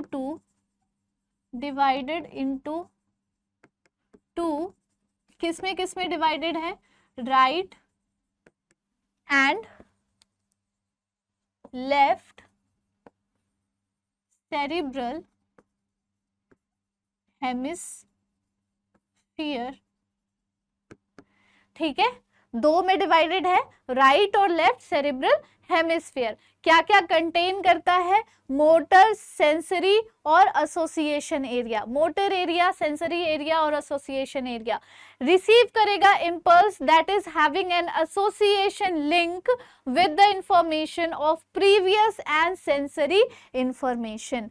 क्या क्या चीजों के लिए रिस्पॉन्सिबल है? It is responsible for the intelligence, memory, reasoning, consciousness. लिख देती हूं यहां पर, responsible for memory, intelligence, reasoning, सोचने समझने और तर्क वितर्क करने की क्षमता, कॉन्शियसनेस कि मैं कौन हूँ, कहाँ हूँ, क्या कर रहा हूँ, ये सारी चीज़ें। इन सब चीज़ों के लिए ना हमारा सेरिब्रम रिस्पॉन्सिबल होता है। क्या रिस्पॉन्सिबल होता है? हमारा सेरिब्रम। राइट और लेफ्ट हेमिस्फीयर जो अभी मैं बता रही हूँ ना बच्चों, इन दोनों के बीच में एक पतली सी लाइन होती है, मतलब इन दोनों को जोड़े रखने वाला जो एक स्ट्रक्चर है उसे हम कहते हैं कॉर्पस कलोसम। उसे हम कहते हैं corpus कलोसम। corpus callosum joins the two hemispheres। ठीक है, यहां तक समझ में आ गया? सेरिब्रल क्लियर है आप लोगों को? सेरिब्रल क्लियर है। अब हम लोग बात करेंगे मिड ब्रेन के बारे में। Will talk about mid brain. बच्चों हमारा जो मिड ब्रेन है ना, वो क्या क्या कंसिस्ट करेगा और वो एक्चुअल में क्या होगा? Basically it is located between the thalamus और हाइपोथैलेमस, हमारे फोर ब्रेन का, और हमारा हाइंड ब्रेन का पॉन्स। हाइंड ब्रेन के कितने पार्ट्स होते हैं? सेरिबेलम, पॉन्स और मेडुला ऑब्लोंगेटा। तो सेरिब्रम, पॉन्स और मेडुला ऑब्लोंगेटा में जो पॉन्स वाला रीजन है उसके और सेरिब्रम के, सेरिब्रम अलग है, सेरिबेलम अलग है, ध्यान से सुनना। चलो यहां पर मैं लिख देती हूँ, एक काम करती हूँ, हाइंड ब्रेन के बारे में लिख देती हूँ। जो पीछे की तरफ ब्रेन प्रेजेंट होता है ना, कंसिस्ट करता है हमारा सेरिबेलम, नॉट सेरिब्रम, ठीक है, सेरिबेलम, पॉन्स और मेडुला ऑब्लोंगेटा। तो मिड ब्रेन जो है ना, मिड ब्रेन कहाँ पे प्रेजेंट है? समवेयर बिटवीन थैलेमस या hypothalamus hypothalamus of forebrain and pons of hind brain, इसके बीच में हमारा मिड ब्रेन प्रेजेंट होता है, सिचुएटेड होता है। ठीक है, यहाँ पे समझ में आ गया। बेसिकली ये क्या किस चीज के लिए सर्व करेगा? It serves as a relay centre for sensory information from sense organ to the cerebrum. ठीक है, serves as relay centre. Relay centre का क्या मतलब हुआ? Relay centre for sensory impulse to cerebrum. Relay खेला है कभी? स्पोर्ट्स मीट होता होगा ना आप लोगों के स्कूल में। रिले में क्या होता है, 4 पार्टिसिपेंट्स होते हैं एक ही ग्रुप के, और वो अलग अलग मतलब अलग अलग डिस्टेंस में प्लेस्ड होते हैं। जब रेस स्टार्ट होती है तो जो सबसे पहला ग्रुप का मेंबर है वो पूरा राउंड लगाकर आएगा और दूसरे मेंबर को फिर वो रिले स्टिक पकड़ा देगा। फिर वो दूसरा मेंबर पूरा राउंड लेकर आएगा और वो तीसरे मेंबर को वो स्टिक पकड़ा देगा। फिर वो तीसरा मेंबर पूरा राउंड लगाकर आएगा और चौथे वाले को अपना स्टिक पकड़ा देगा, और जो चौथा वाला यानी लास्ट वाला जो भी रेस का मार्क क्रॉस करता है वो रेस जीत जाता है। वो अलग अलग हाउसेस के होते हैं। तो यहाँ पर जो मिड ब्रेन है ना, ये भी इसी तरह से काम करेगा कि ये रिले सेंटर का काम करेगा सेंसरी ऑर्गन, सेंसरी न्यूरॉन्स को सेरेब्रम तक पहुंचाने के लिए, ताकि वहां पर उसके intelligence, memory, reasoning, logical thinking and everything का प्रोसेसिंग हो सके। ठीक है, तो ये काम हो गया मिड ब्रेन का। अब हम बात करते हैं हाइंड ब्रेन के बारे में, जो कि सिचुएटेड होता है हमारे back region of the brain में। हमारे बैक रीजन में सिचुएटेड है, कंसिस्ट करता है सेरिबेलम, पॉन्स और मेडुला ऑब्लोंगेटा। सेरिबेलम जो है ना, उसे हम second largest part of the brain भी बोलते हैं। उसे हम second largest part of the brain बोलते हैं। इसका काम है पोस्चर और बैलेंस ऑफ द बॉडी को मेंटेन करना। इसका काम है to maintain posture and balance of the body. ठीक है, समझ में आया? मान लो स्विमिंग हो रही है, वॉकिंग हो रहा है, रनिंग हो रहा है, राइडिंग हो रहा है, एटसेट्रा एटसेट्रा। कहा यहां पर लिख देती हूँ, walking, swimming, riding etcetera.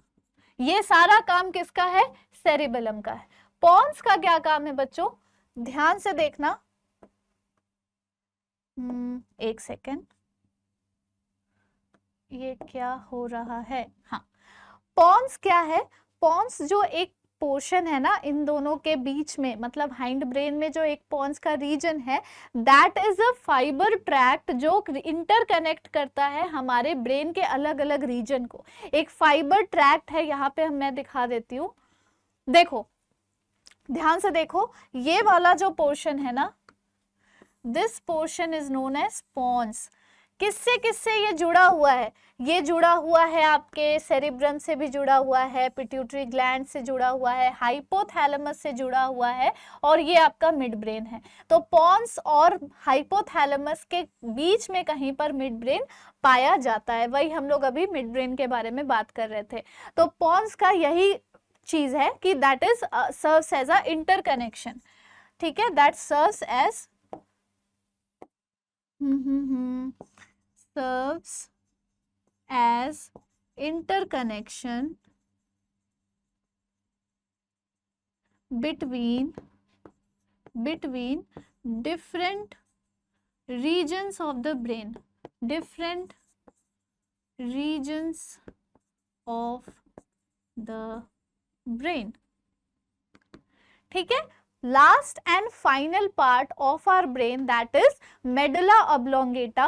medulla oblongata connect करता है हमारे ब्रेन को हमारे स्पाइनल कॉर्ड से और कंटेन करता है, रिस्पॉन्सिबल होगा मतलब कि वेरियस एक्टिविटीज के लिए, जैसे कि रेस्पिरेशन है, स्नीजिंग है, कफिंग है, गैस्ट्रिक सिक्रीशन है, बेसिकली सारे इनवॉलेंट्री एक्शंस के लिए रिस्पॉन्सिबल होगा हमारा मेडुला ऑब्लोंगेटा. सबसे पहले लिखेंगे connects with spinal cord responsible for coughing, sneezing. Respiration का सेंटर भी यही है, रेस्पिरेशन. वॉमिट का सेंटर भी यही है, vomiting. Basically all involuntary activities, जितनी इनवॉलेंटरी एक्टिविटीज है उसके लिए रिस्पॉन्सिबल होता है हमारा मेडुला ऑब्लोंगेटा. कभी कभी एक्सीडेंट की वजह से कोई भी इंसान पीछे की तरफ गिर जाता है और उसके सिर में पीछे पे यहाँ अगर चोट आ जाती है, तो अगर उसके सेरिबेलम में चोट आ गई तो जिंदगी भर वो खड़ा ही नहीं हो सकता, वो जिंदगी भर के लिए बेड पे पड़ जाएगा. अगर उसके मेडुला ऑब्लोंगेटा पे चोट लग गई तो वो डेथ हो जाएगी उसकी इंस्टेंटली, क्योंकि जितनी भी इनवॉलेंट्री एक्टिविटीज है, इवन हार्ट बीट भी तो वही कंट्रोल करेगा, वो भी तो इनवॉलेंट्री है, वो सारा डैमेज हो जाएगा. तो उसकी जितनी इनवॉलेंट्री एक्टिविटीज है सीज हो जाएगी एंड अल्टीमेटली डेड हो जाएगा. तो इसीलिए कहते हैं कि पीछे की तरफ सिर में चोट नहीं लगना चाहिए. आगे की तरफ एक बार को लग भी जाए तो ज्यादा से ज्यादा क्या होगा, कॉन्शियसनेस, मैं कौन हूँ, मैं कहाँ हूँ, यही सब करेगा ना, जिंदा तो रहेगा, मेमोरी मान लो चली जाएगी मैक्सिमम कुछ होगा तो. लेकिन अगर यहाँ पर चोट लग जाए, पीछे की तरफ चोट लग जाए, एक तो वो स्पाइनल कॉर्ड से भी कनेक्टेड है, तो स्पाइंस में अगर चोट लग जाती है तो वैसे ही इंसान की जिंदगी बर्बाद. अगर डेथ नहीं भी होती है तो डेथ के नियर अबाउट लाइफ की कंडीशन हो जाती है. So this is the thing. Now अब बच्चों हम लोग अगला बात करेंगे कोऑर्डिनेशन इन प्लांट्स के बारे में. ये हो गया ह्यूमन ब्रेन. अब हम लोग बात करेंगे कोऑर्डिनेशन इन प्लांट्स. तो सबसे पहले ये समझो कि प्लांट्स के पास अगर नर्वस सिस्टम नहीं प्रेजेंट है तो आखिर वो कोऑर्डिनेट कैसे कर रही है, आखिर उसके मूवमेंट्स हो कैसे पा रहे हैं, ये तो सोचने वाली बात हो गई ना. तो जैसे हमारे में नर्वस सिस्टम प्रेजेंट होता है ना, वैसे उनमें किसी भी तरह का लोकोमोशन प्रेजेंट नहीं होता. कोई भी लोकोमोशन नहीं देख पाओगे आप, वो चलता फिरता ऑर्गेनिज्म नहीं है, वो एक स्टेशनरी ऑर्गेनिज्म है. लेकिन फिर भी आप कहीं ना कहीं उसके मूवमेंट्स जरूर नोटिस कर पाओगे, यानी कि वो एक प्लेस से दूसरे प्लेस मूव नहीं, मतलब चल फिर नहीं पाता, पर थोड़ी बहुत मूवमेंट उसकी नोटिस हो जाती है इन रिस्पॉन्स टू स्टिमुलस. ठीक है, दे एग्जिबिट सर्टेन बिहेवियर, जैसे कि कोई ग्रोइंग पैटर्न हो गया, ग्रोथ कहीं पे किसी के टुवर्ड्स हो गई, किसी के अवे हो गई, तो this kind of movement is known as tropic movement. So tropic movement या फिर ट्रॉपिज्म एक तरह का ऐसा ग्रोथ मूवमेंट होता है that is induced by external stimuli. External stimuli कुछ भी हो सकती है, लाइट हो सकता है, टेम्परेचर हो सकता है, कोई सर्टेन केमिकल्स हो सकते हैं, ग्रेविटी हो सकती है, सॉइल हो सकता है, कुछ भी हो सकता है. किसी भी एक्सटर्नल स्टिमुलस के अगेंस्ट एक तरह का ग्रोथ मूवमेंट शो करना, केमिकल हो, लाइट हो, वाटर हो, etcetera, from one direction to the other. उस डायरेक्शन ऑफ रिस्पॉन्स में जो प्लांट ऑर्गन है वो एक डेफिनेट रिलेशन शो कर रहा है to the direction of stimulus. उस पर्टिकुलर डायरेक्शन ऑफ स्टिमुलस में एक रिलेशन शो करना, जनरली टूवर्ड्स या फिर away from it, it includes tropic movement या फिर tropism. It includes tropic movement या फिर tropism. So what is tropism? It is the growth movement induced tropic movement. Tropic movement क्या होता है या फिर ट्रॉपिज्म क्या होता है, और यहां पर लिख देती हूं, और tropism is the growth movement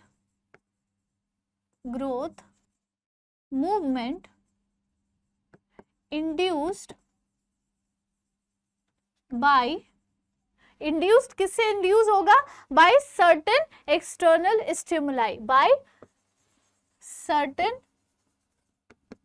external stimuli that can be light, that can be water, that can be any kind of chemical, etc. act from one direction to the other direction, from one direction to the other, किसके response में? In response of towards और away from it. ठीक है, समझ में आया आप लोगों को? डन? ठीक है, यहाँ पे समझ में आया? ट्रॉपिक मूवमेंट समझ में आ गई आप लोगों को? ट्रॉपिक मूवमेंट या फिर ट्रॉपिज्म क्या है? एक ऐसा ग्रोथ मूवमेंट है जो इंड्यूस होता है कुछ एक्सटर्नल स्टिमुलस या स्टिमुलाई की वजह से। वो एक्सटर्नल स्टिमुलाई या तो लाइट हो सकता है, वाटर हो सकता है, केमिकल हो सकता है, कुछ भी हो सकता है। From one direction to the other, किस तरह के रिस्पॉन्स में? या तो उससे दूर भागने की कोशिश करेगा, या तो उसके दूर उसकी ग्रोथ हो रही होगी, या तो उसके पास उसकी ग्रोथ हो रही होगी, इधर अवे और टुवर्ड्स इट। ठीक है, कितने टाइप के ट्रॉपिज्म शो होते हैं? कितने types of tropism is shown by the plant? सबसे पहले हम लोग बात करेंगे फोटोट्रॉपिज्म के बारे में। फोटोट्रॉपिज्म के बारे में। फोटोट्रॉपिज्म किस तरह का मूवमेंट हो गया बच्चों? It is defined as the light induced growth movement of the curvature. ठीक है, of the curvature. It is shown by stem tips और root tips of the plant. आप किसी भी प्लांट को, यहाँ पे कहीं डायग्राम बना है क्या? नहीं बना है। ठीक है, अभी हमें हॉर्मोन्स इन एनिमल्स भी पढ़ने हैं, कोई बात नहीं। फोटोट्रॉपिज्म क्या है? कोई भी ऐसा ग्रोथ मूवमेंट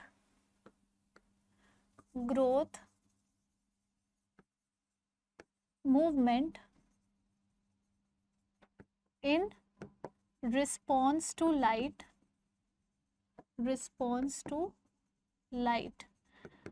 ठीक है, क्या शो करता है? शोज कर्वेचर, कर्व शो करेगा at growing tips of stem and roots। ठीक है, कहीं पर भी आपने देखा है कि स्टेम जो है वो अंधेरे की तरफ ग्रो कर रहा है, रूट जो है वो रोशनी की तरफ ग्रो कर रहा है? नहीं ना। तो रूट का जनरली क्या होता है?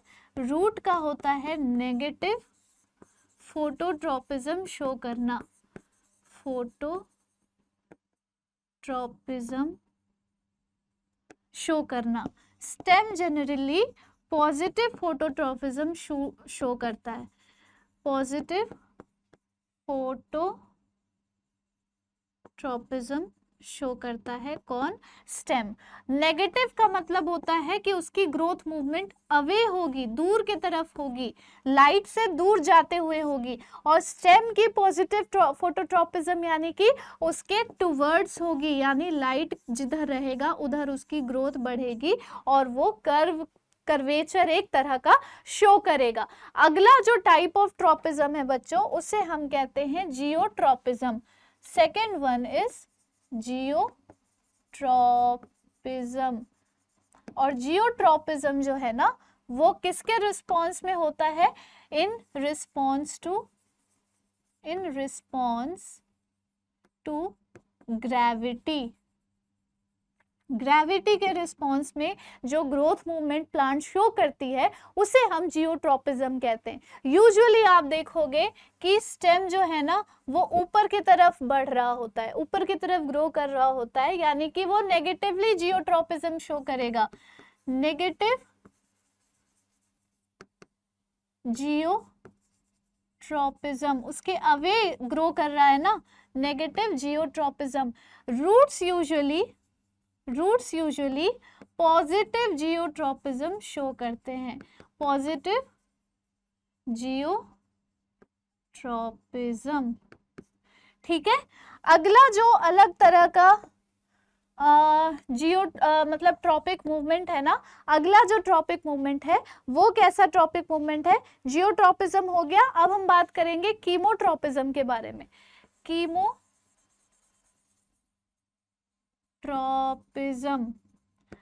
in response to certain chemicals, in response to certain chemicals।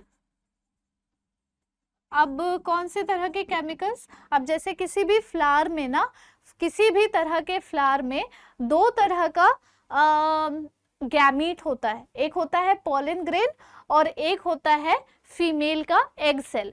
Egg cell के दोनों साइड सिनर्जिड प्रेजेंट होती है जो सिक्रीट करती है कुछ ऐसे हार्मोन्स को, कुछ ऐसे केमिकल्स को, जिसके वजह से पॉलन ट्यूब की ग्रोथ उनके तरफ आती हुई नजर आती है। ठीक है। कुछ ऐसे फंगस भी होते हैं, कहीं पर केमिकल्स की खुशबू से वो फंगस वहां पर ग्रो करना शुरू कर जाते हैं। तो ये सब आ जाता है कीमोट्रॉपिज्म के अंदर। अगला जो ट्रॉपिक मूवमेंट है दैट इज हाइड्रोट्रॉपिज्म। हाइड्रोट्रॉपिज्म यानी कि इन रिस्पॉन्स टू वाटर, जब कोई प्लांट एक ग्रोथ मूवमेंट शो करता है। इन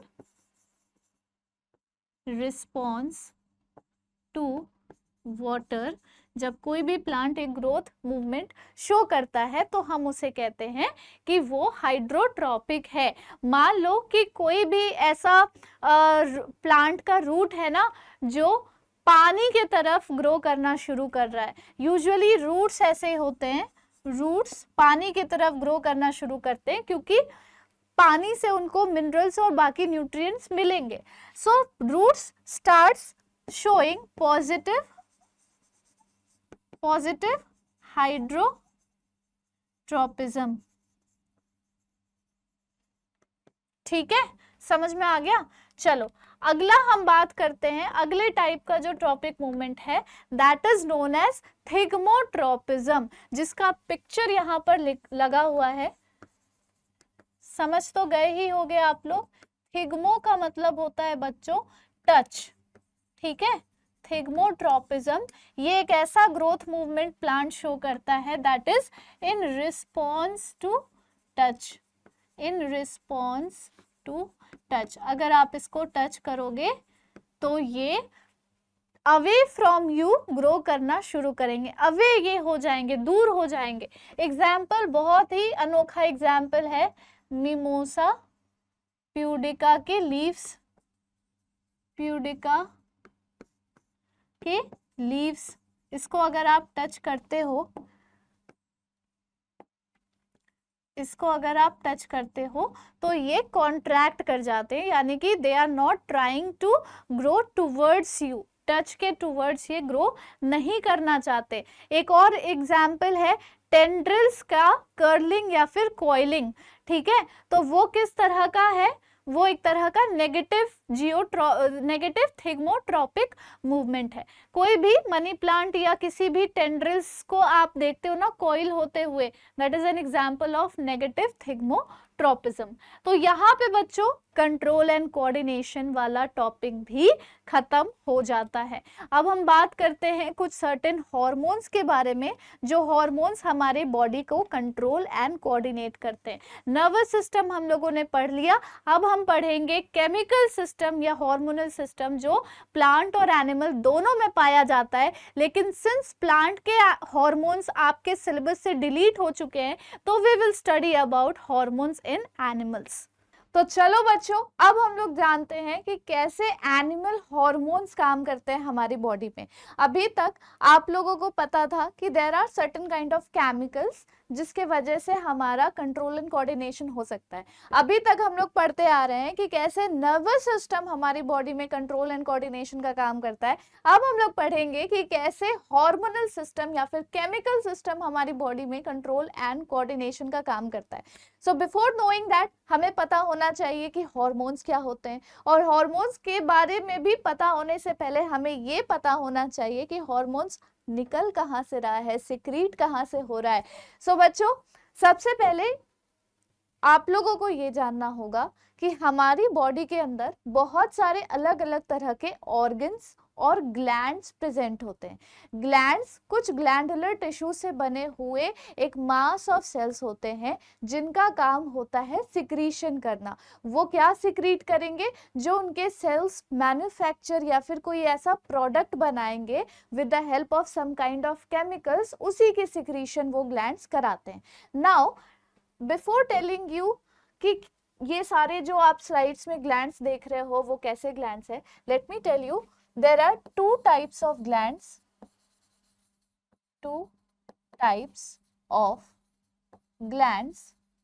सबसे पहले जो नंबर 1 है वो है एक्सोक्राइन ग्लैंड। अब देखो एक्सोक्राइन ग्लैंड क्या होता है।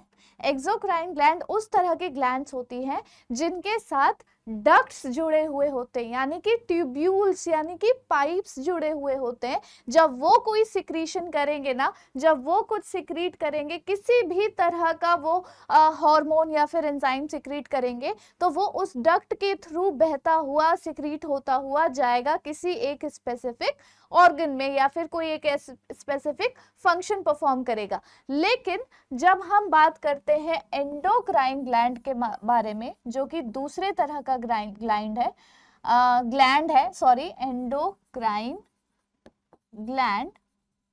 सो these are those kind of gland जो बिल्कुल ही डक्टलेस होता है, इसीलिए इसको डक्टलेस ग्लैंड भी बोलते हैं। डक्टलेस ग्लैंड या फिर एंडोक्राइन ग्लैंड का काम होता है कि वो हार्मोन्स को सिक्रीट करे। Exocrine glands hormones as well as enzymes दोनों को सिक्रीट करते हैं, लेकिन एंडोक्राइन ग्लैंड सिर्फ और सिर्फ हार्मोन्स को सिक्रीट करते हैं। Now coming to the point कि हार्मोन्स होते क्या हैं। So hormones are made up of some kind of specialised proteins बच्चों, जिसके हेल्प से, जिसके वजह से हमारी बॉडी में एक स्पेसिफिक फंक्शन परफॉर्म हो पाता है। अब मैं आप लोगों को कुछ कैरेक्टरिस्टिक्स बता दूंगी हार्मोन्स के, you will be finding it easy. Okay, चलो, हार्मोन सबसे पहले क्या होंगे? Hormones are some kind of specialised protein जो बने होते हैं ग्लैंड्स के अंदर, और उनके सिक्रीशंस जो हैं वो स्पेशलाइज्ड होते हैं, स्पेसिफिक होते हैं किसी टारगेट ऑर्गन के लिए। क्या क्या है कैरेक्टरिस्टिक्स हार्मोन्स के? सबसे पहले they are the secretions of endocrine gland. मैं यहां पर लिख देती हूं characteristics of hormones. So number 1, they are the secretions of endocrine glands. अभी जो आपने प्रीवियस स्लाइड में इतने सारे ग्लैंड्स देखे ना, वो सारे एंडोक्राइन ग्लैंड्स थे, और हम सारे ही एंडोक्राइन ग्लैंड्स को स्पेसिफिकली अभी एक एक करके इंडिविजुअली पढ़ने वाले हैं। So they are produced at a place and they are performing function on a target organ जो यूजुअली डिस्टेंट होता है, ठीक है। Their origin and target organ, टारजेस्ट लिख रही हूं मैं, देख रहे हो, target organ are at distance, ठीक है। नंबर थर्ड पॉइंट, क्या क्या कैरेक्टरिस्टिक्स और है हॉर्मोन्स के, they are flowed directly into the blood stream, क्योंकि इसमें कोई भी डक्ट प्रेजेंट नहीं होता, किसी भी तरह का ट्यूब्यूल इसके साथ जुड़ा हुआ नहीं है जो कि इसके सिक्रीशंस को ले जाकर एक स्पेसिफिक टारगेट ऑर्गन पर लेके जाएगा। दैट इज व्हाई ये बहुत ही ज्यादा स्पेसिफिकली पोर किया जाता है ब्लड स्ट्रीम में। They are poured directly into the blood stream। ठीक है, this is the third characteristic of hormones. Fourth characteristic hormones का क्या है, बहुत ही कम क्वांटिटी में इसकी रिक्वायरमेंट होती है। जरूरी नहीं है कि एकदम 1-2 गिलास हॉर्मोन्स सिक्रीट किए जा रहे हैं हमारी बॉडी में और हम तब जाकर कुछ फील कर रहे हैं। Very minute quantity is enough कि वो अपना एक स्पेसिफिक फंक्शन परफॉर्म करे, वो एक टारगेट ऑर्गन को किसी भी स्पेसिफिक काम के लिए स्टिमुलेट कर सके। ठीक है, so they are required in trace quantities. They are required in trace quantities। बहुत ज्यादा क्वांटिटी इसकी जरूरत नहीं है, बहुत ही ज्यादा ये टारगेट स्पेसिफिक होते हैं। ठीक है, स्पेसिफिक फंक्शन ये परफॉर्म करते हैं। So they are specific in function. अब जैसे for example adrenal gland adrenaline और नॉन एड्रीनलिन सिक्रीट करेगा, तो एड्रीनल ग्लैंड को हम फाइट और फ्लाइट हार्मोन भी बोल सकते हैं। जब भी कोई ऐसी सिचुएशन आ जाती है जिसमें हमें कोई डिसीजन लेना पड़ता है कि हम लड़ेंगे उस सिचुएशन से या फिर भाग जाएंगे, ऐसे टाइम पर ना हमारी बॉडी बहुत तेजी से एड्रेनलिन रश प्रोड्यूस करती है, जिसको हम एड्रेनलिन रश कहते हैं ना कि यार मैम ना आई क्लास में और एकदम से उन्होंने अनाउंस कर दिया कि आज क्लास टेस्ट लेंगी, मेरा तो प्रिपरेशन भी अच्छे से हुआ नहीं था इस चैप्टर का, एकदम से मुझे एड्रेनलिन रश होने लग गया, हार्ट बीट तेज हो गई एंड स्वेटिंग होने लग गई, घबराहट सी फील होने लग गई। सो ऑल दीज जो सिम्टम्स है ना, ये सब कुछ एड्रीनलिन कॉज कर रहा है और एड्रीनलिन सिक्रीट हो रहा है एड्रीनल ग्लैंड से, जो कि हमारे किडनी के ऊपर में एडजेसेंटली प्लेस्ड होती है। तो हर एक अलग अलग तरह के हार्मोन का, हर एक अलग अलग तरह के ग्लैंड का एक स्पेसिफिक फंक्शन होता है, एक ऐसा रोल होता है जो कोई दूसरा ग्लैंड परफॉर्म नहीं कर सकता, कोई दूसरा हार्मोन परफॉर्म नहीं कर सकता। केमिकली ये किस चीज से बने हो सकते हैं, ये प्रोटीन से बने हो सकते हैं, अमाइनो एसिड से बने हुए हो सकते हैं, पेप्टाइड से बने हो सकते हैं, पॉलीपेप्टाइड से बने हो सकते हैं, स्टेरॉइड से बने हुए हो सकते हैं। सो वी विल राइट कि केमिकली they are या they can be proteins, amino acids, steroids, peptides and polypeptides।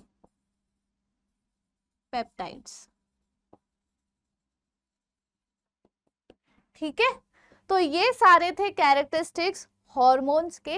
अब हम फाइनली जाके बात करेंगे कि कौन कौन से जो अलग अलग ग्लैंड्स हैं किस तरह के हार्मोन सिक्रीट करते हैं और उनका क्या मेन स्पेसिफिक रोल होता है। सबसे पहले अगर हम लोग बात करते हैं हाइपोथैलेमस के बारे में बच्चों, तो हाइपोथैलेमस के बारे में मैं आपको क्या ही बताऊं। It is placed at the basal part of our brain, हमारे डायंसेफेलॉन के बेस में ये प्रेजेंट होता है। बहुत ही छोटा सा ये ग्लैंड है, लेकिन हमारे बॉडी फंक्शंस के वाइडल स्पेक्ट्रम को ये कवर करता है। इसे हम क्या बोलते हैं, मास्टर ऑफ मास्टर ग्लैंड बोलते हैं, क्योंकि pituitary gland is known as master gland, जो बहुत सारे ग्लैंड के सिक्रीशंस को स्टिमुलेट करने के लिए अलग अलग तरह के हार्मोन सिक्रीट करता है। तो ये हो गया मास्टर ग्लैंड, लेकिन हाइपोथैलेमस को हम मास्टर ऑफ मास्टर ग्लैंड कह सकते हैं, मास्टर ऑफ मास्टर ग्लैंड। क्यों कह सकते हैं बच्चों? क्योंकि पिट्यूटरी ग्लैंड को स्टिमुलेट करने के लिए कुछ सिक्रीशंस हाइपोथैलेमस सिक्रीट करता है। चलो डिटेल में सबके बारे में एक बार बात कर लेते हैं।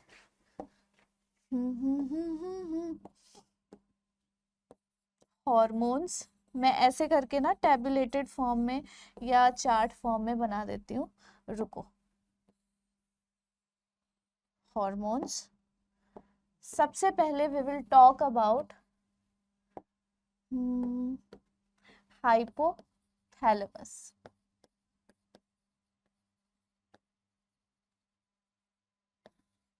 क्या क्या सिक्रीट करेगा हाइपोथैलेमस? अभी तो मैंने आपको बता दिया कि इसको मास्टर ऑफ मास्टर ग्लैंड भी बोलते हैं।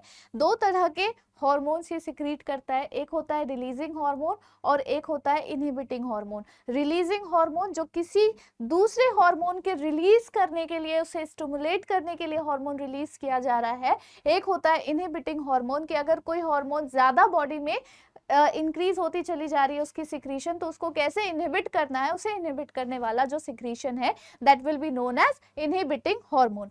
तो रिलीजिंग हार्मोन में जो सबसे ज्यादा इंपॉर्टेंट है वो है हमारा GnRH। GnRH इसे हम कहते हैं गोनाडोट्रोपिक रिलीजिंग हार्मोन। गोनाडो, रुको इसको ना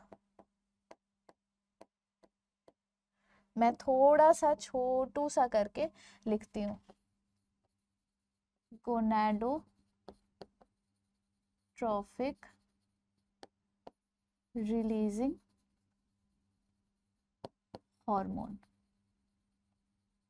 ये हो गया एक तरह का रिलीजिंग हार्मोन। अब हम बात करेंगे इनहिबिटिंग हार्मोन के बारे में। तो इनहिबिटिंग हार्मोन में सोमैटोस्टैनिन जो है वो बहुत ही इंपॉर्टेंट है। सोमैटोस्टैनिन, ठीक है। सोमैटोस्टैनिन का काम क्या होता है बच्चों? जब ग्रोथ हार्मोन ज्यादा सिक्रीट हो जाती है ना बॉडी में, तो गिगैंटिज्म ना हो जाए, बहुत ज्यादा ग्रोथ ना हो जाए, उसको इनहिबिट करने के लिए सोमैटोस्टैनिन यहाँ पे सिक्रीट किया जाता है, ठीक है। चलिए आगे चलते हैं हम लोग थोड़ा। अब हम बात करते हैं पिट्यूटरी ग्लैंड के बारे में। पिट्यूटरी ग्लैंड ये भी अगेन बहुत ज्यादा इंपॉर्टेंट है, लेकिन क्या क्या सिक्रीट करेगा फटाफट से देखो। बहुत सारे हार्मोन्स है इसके। सबसे पहले तो ये ग्रोथ हार्मोन सिक्रीट करेगा, फिर ये सिक्रीट करेगा एडिनोकोर्टिकोट्रोपिक हार्मोन, यहाँ पे मैं लिखते जा रही हूँ GH, फिर ये सिक्रीट करेगा ACTH एडिनोकोर्टिकोट्रोपिक हार्मोन। उसके बाद ये सिक्रीट करेगा TSH, FSH, MSH, TSH thyroid stimulating hormone, FSH follicular stimulating hormone. बेटा इन सारे के सारे हार्मोन्स के ना, इन सारे के सारे सिक्रीशंस के फुल फॉर्म्स आपको आपके बुक में मिल जाएंगे। यहाँ पर अगर मैं सबके फुल फॉर्म्स लिखूंगी तो पूरा का पूरा स्लाइड भर जाएगा और हम इसे कंप्लीट नहीं कर पाएंगे एक स्लाइड के अंदर, ठीक है। और ऐसे करके बनाएंगे ना, ऐसा चार्ट बना के, तो बहुत ही सुंदर सा बन जाएगा और आप इसका स्क्रीनशॉट लेके सेव भी कर सकते हो, तो आपको हमेशा ये याद रहेगा। फिर हम बात करते हैं ल्यूटेनाइजिंग हार्मोन के बारे में। ल्यूटेनाइजिंग, अभी मैं सबके फंक्शंस आपको बताऊंगी। फिर हम बात करते हैं MSH के बारे में। MSH is melanocyte stimulating hormone. उसके बाद वासोप्रेसिन या फिर ADH और ऑक्सीटोसिन भी यही रिलीज करता है। वासोप्रेसिन, ADH बोलते हैं इसको, एंटी ड्यूरेटिक हार्मोन, और ऑक्सीटोसिन। बहुत सारे हार्मोन्स हो गए ना इसके, तो है कि नहीं। इसको ना मैं ऐसे करके बना देती हूँ।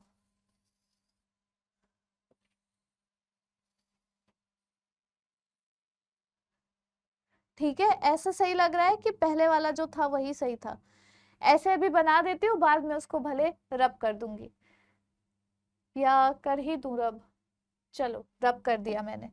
अब हम बात करते हैं बच्चों, अच्छा ठीक हो, पहले ना हम इसके बारे में डिस्कस कर ले।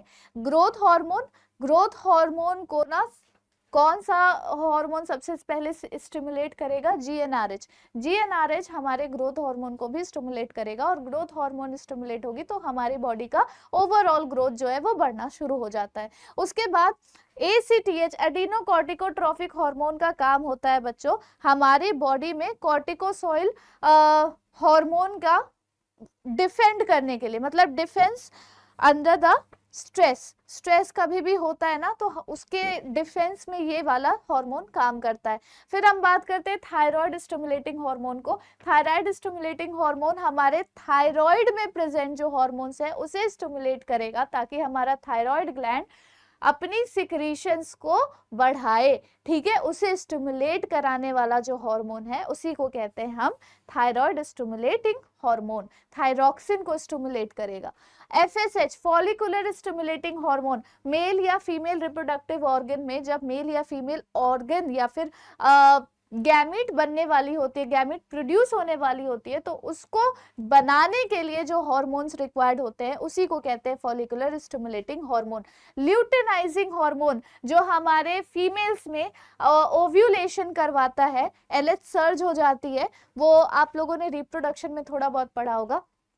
LH हार्मोन यहीं से पिट्यूटरी ग्लैंड से सिक्रीट होता है। MSH melanocyte stimulating hormone, melanin नाम का जो पिगमेंट हमारे सेल्स में प्रेजेंट होता है उसको कितना बढ़ाना है या कितना कम करना है ये भी कंट्रोल करता है ये वाला hormone, that is melanocytic stimulating hormone. Vasopressin या एंटी डायूरेटिक हार्मोन का क्या काम है? ये बेसिकली हमारे किडनी में से रिलीज होता है and it stimulates the reabsorption of water into the blood. कैसे? बाय कॉन्सेंट्रेटिंग यूरिन का कॉन्सेंट्रेशन बढ़ाकर वाटर का रीअब्जॉर्प्शन ज्यादा से ज्यादा कराता है और यूरिन का वॉल्यूम कम करवाने का काम वासोप्रेसिन या फिर ADH एंटी डायूरेटिक हार्मोन का है। ऑक्सीटोसिन बहुत ही ज्यादा इंपॉर्टेंट हार्मोन जो स्टिमुलेट करता है फीमेल्स में ड्यूरिंग द चाइल्ड बर्थ, उसके यूटरस में विगरस कॉन्ट्रैक्शन करा के, जिसके वजह से फीमेल्स में जो प्रेग्नेंट लेडीज होती हैं जिनका लेबर पेन हो रहा होता है, that labour pain is due to those contractions जो ऑक्सीटोसिन की वजह से हो रहा होता है, ठीक है। तो इतने सारे जितने भी आपने हार्मोन्स पढ़े ये सारे इंक्लूड हो जाते हैं पिट्यूटरी ग्लैंड के अंदर। अब चलो बच्चों हम लोग बात करते हैं अगले ग्लैंड के बारे में, and that is pineal gland.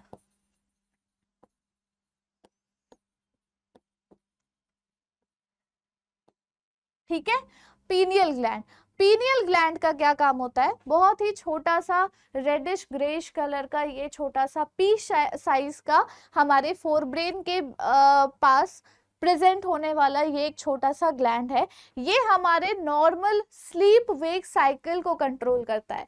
हम किस टाइम पर उठेंगे, किस टाइम पर सोएंगे। कभी कभी ऐसा होता है ना कि बिना अलार्म लगाए ही अगर आप ना लगभग 15-20 दिनों तक लगातार एक पर्टिकुलर टाइम पे अलार्म लगाकर उसी टाइम पर उठ रहे हो, अगले दिन अगर आप अलार्म नहीं भी लगाते हो तो आप ये नोटिस करते हो कि आपकी नींद लगभग उसके आसपास ही खुली है कि नहीं? तो ये काम होता है पीनियल ग्लैंड का। पीनियल ग्लैंड सिक्रीट करता है ऐसा हार्मोन जिसके वजह से आपका स्लीप वेक साइकिल का ड्यूरेशन जो है, जो रिदम है, इसको हम biological clock of the body भी बोलते हैं, जो हमारी बॉडी के रिदम को मेंटेन करता है।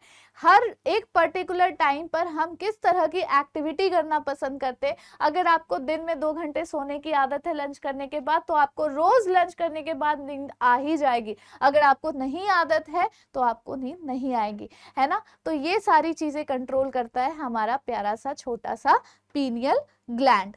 ठीक है, पीनियल ग्लैंड के बारे में हो गया। अब हम बात करेंगे पीनियल ग्लैंड के बाद थायराइड ग्लैंड के बारे में, one of the most important gland in our body.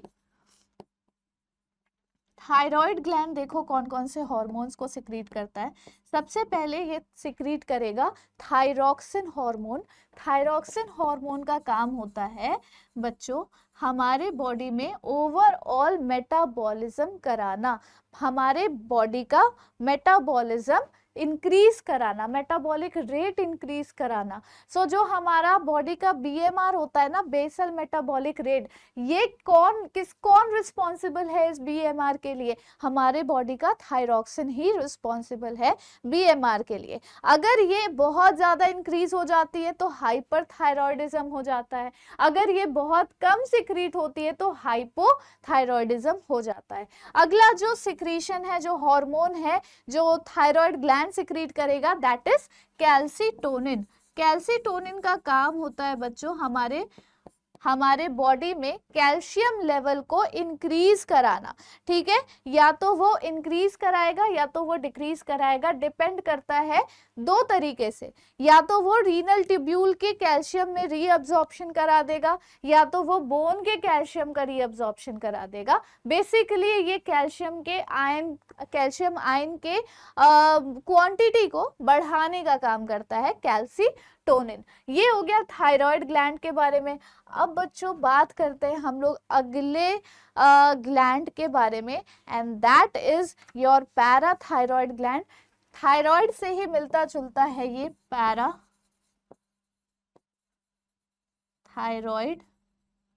Gland.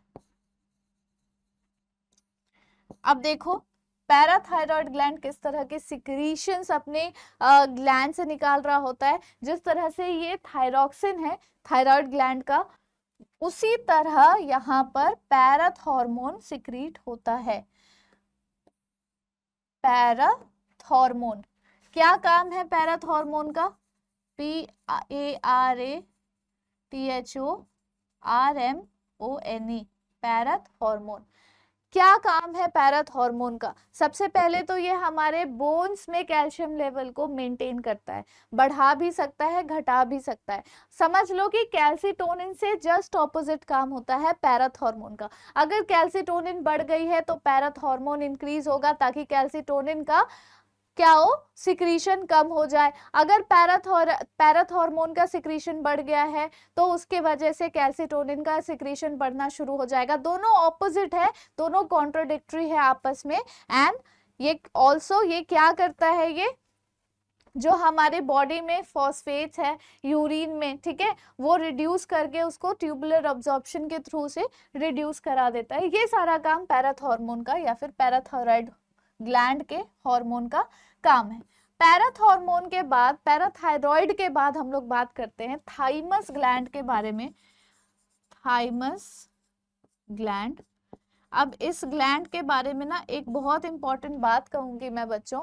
ये जो ग्लैंड है ना, ये एक टेम्परेरी ग्लैंड होता है ह्यूमन की बॉडी में। थाइमोसिन सिक्रीट करने वाला, थाइमोसिन हार्मोन को सिक्रीट करने वाला ये जो ग्लैंड है, थाइमोसिन सिक्रीट करने वाला ये जो ग्लैंड है ना, ये बहुत ही टेम्परेरी सा ग्लैंड है। छोटे बच्चों में ये थोड़ा लार्ज साइज में चेस्ट के पास पाया जाता है, लेकिन जैसे जैसे बच्चे बड़े हो जाते हैं और अडल्ट फेज में आते हैं ये डीजेनरेट करने लगता है। बेसिकली थाइमस ग्लैंड के अंदर टी सेल्स का प्रोडक्शन होता है जो कि हमारी इम्यूनिटी के रिस्पॉन्सिबल है। थाइमोसिन भी हमारे इम्यूनिटी को मेंटेन करके रखने के लिए, उसका जो फंक्शन है वो है हमारी इम्यूनिटी को मेंटेन करना। तो जैसे जैसे लोग बड़े होते चले जाते हैं, आप देखते होगे ना बचपन में छोटे बच्चे इतना कूद फान करते हैं, इतनी शरारतें करते हैं, इतनी मस्ती करते हैं, धूप में चले जाएंगे, बारिश में चले जाएंगे, लेकिन बीमार बहुत कम पड़ते हैं। बहुत बहुत कम देखा होगा कि उनको वायरल हो गया या कुछ हो गया। लेकिन जैसे जैसे अडल्ट फेज में आते जाते हैं ना, या फिर बूढ़े लोग जितने होते हैं जिनके बॉडी में थाइमस ग्लैंड है ही नहीं, अब प्रेजेंट ही नहीं है, वो सब डिजेनरेट हो गया, तो इम्यूनिटी बहुत ज्यादा वीक हो गई। तो थाइमोसिन का अगर अंडर सिक्रीशन होता है तो इम्यूनिटी वीक हो जाती है। थाइमोसिन का अगर अच्छा खासा सिक्रीशन होता है तो इम्यूनिटी अच्छी खासी मेंटेन रहती है। दिस इज द रीजन की why thymosin is very important, but it is temporary hormone. ठीक है, यहां तक हो गया थाइमस ग्लैंड के बारे में। अब हम बात करेंगे थाइमस ग्लैंड के बाद एड्रीनल ग्लैंड के बारे में। एड्रीनल ग्लैंड, अब इसके बारे में तो मैं क्या ही बोलूं, ये अगेन बहुत ज़्यादा one of the most important gland है। कौन कौन से हॉर्मोन्स ये सिक्रीट करेगा? सबसे पहले ये सिक्रीट करेगा एल्डोस्टेरोन, फिर ये सिक्रीट करेगा ग्लूकोकॉर्टिकॉइड, मिनरलोकॉर्टिकॉइड, फिर एड्रीनलिन और नॉर एड्रीनलिन। तो यहाँ पर हम मेन हॉर्मोन्स के नाम लिखेंगे। सबसे पहले मैं लिखूंगी एड्रीनलिन जो कि फ्लाइट और फाइट हार्मोन है, नॉर एड्रीनलिन, उसके बाद एल्डोस्टेरोन, एल्डोस्टेरोन। ठीक है, ये तीन बहुत ही ज्यादा मेन इंपॉर्टेंट और स्पेसिफिक टाइप के हॉर्मोन्स होते हैं। सबसे पहले अगर मैं आपको एड्रेनलिन के बारे में बताऊं तो ये फाइट और फ्लाइट रिस्पॉन्स प्रोड्यूस करता है हमारी बॉडी में। जब भी कोई ऐसी अचानक से कोई अलग तरीके की सिचुएशन आ जाती है जिसके लिए आप पहले से मेंटली प्रिपेयर्ड नहीं होते हो, तो उसके लिए आपको आपके बॉडी में एड्रेनलिन रश हो रहा होता है, जिसके वजह से आप एक पर्टिकुलर डिसीजन पे, एक कंक्लूजन पे पहुंच पाते हो। नॉर एड्रेनलिन का जो काम है ना, वो है बेसिकली वासोकंस्ट्रिक्टर का काम, जो कि हमारे सिस्टोलिक और डायस्टोलिक प्रेशर को इंक्रीज करता है। सिस्टोल और डायस्टोल में जो के टाइम पे जो प्रेशर बनती है ना ब्लड में, उसको इंक्रीज करने का काम है नॉर एड्रेनलिन का। एल्डोस्टेरोन का काम है बच्चों कि वो रेगुलेट करेगा हमारी बॉडी में वाटर और इलेक्ट्रोलाइट्स की क्वांटिटी। तो ये तीनों के काम आप लोगों को पता चल गए, फंक्शंस आपको पता चल गए। अब लास्ट एंड द लास्ट नहीं, अभी भी है, दो तीन और हैं, तो यहाँ पर मैं कहीं पे एडजस्ट कर देती हूँ इसे। यहाँ पे मैं लिख देती हूँ पैनक्रियाज। ठीक है, पैनक्रियाज कौन कौन से हॉर्मोन्स को सिक्रीट करेगा? पैनक्रियाज एक तरह का हेटेरोक्लाइन ग्लैंड है, ध्यान से सुनना, काफी ज्यादा इंपॉर्टेंट है। ओके, तो मैंने ये इस कलर से लिख दिया है, ये थोड़ा सा भद्दा सा लग रहा है, एक सेकेंड रुक जाओ बच्चों। ठीक है, हाँ, रुको, हाइपोथैलेमस।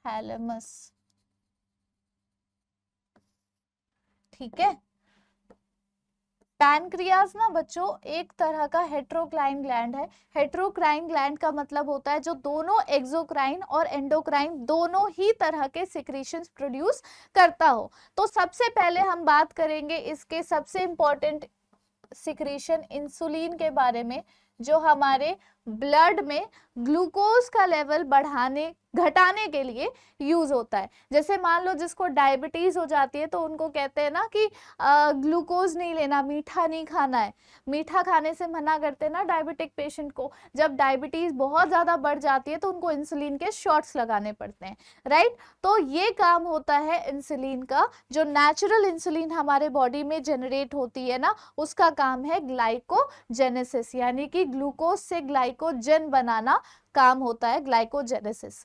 ठीक है, इंसुलिन हो गया। अब हम दूसरे हार्मोन के बारे में बात करेंगे, दैट इज ग्लूकागन। यहां लिख रही हूं मैं ग्लूकागन। ग्लूकागन का काम जस्ट ऑपोजिट है इंसुलिन से।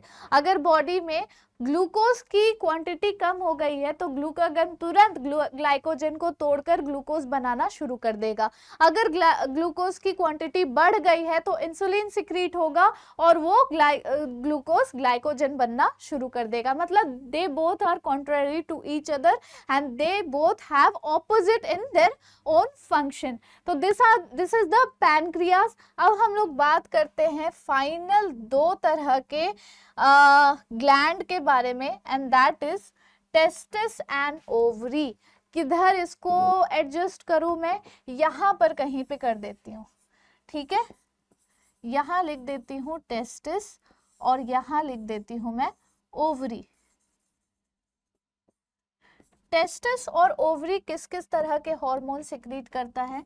टेस्टिस सिक्रीट करेगा टेस्टोस्टेरोन, जो कि प्रोडक्शन ऑफ मेल गैमीट यानी कि स्पर्म की प्रोडक्शन के लिए, और मेल्स में सेकेंडरी सेक्सुअल बिहेवियर के लिए रिस्पॉन्सिबल होता है। ओवरी सिक्रीट करती है ईस्ट्रोजन, जिसे हम फीमेल हार्मोन भी कहते हैं।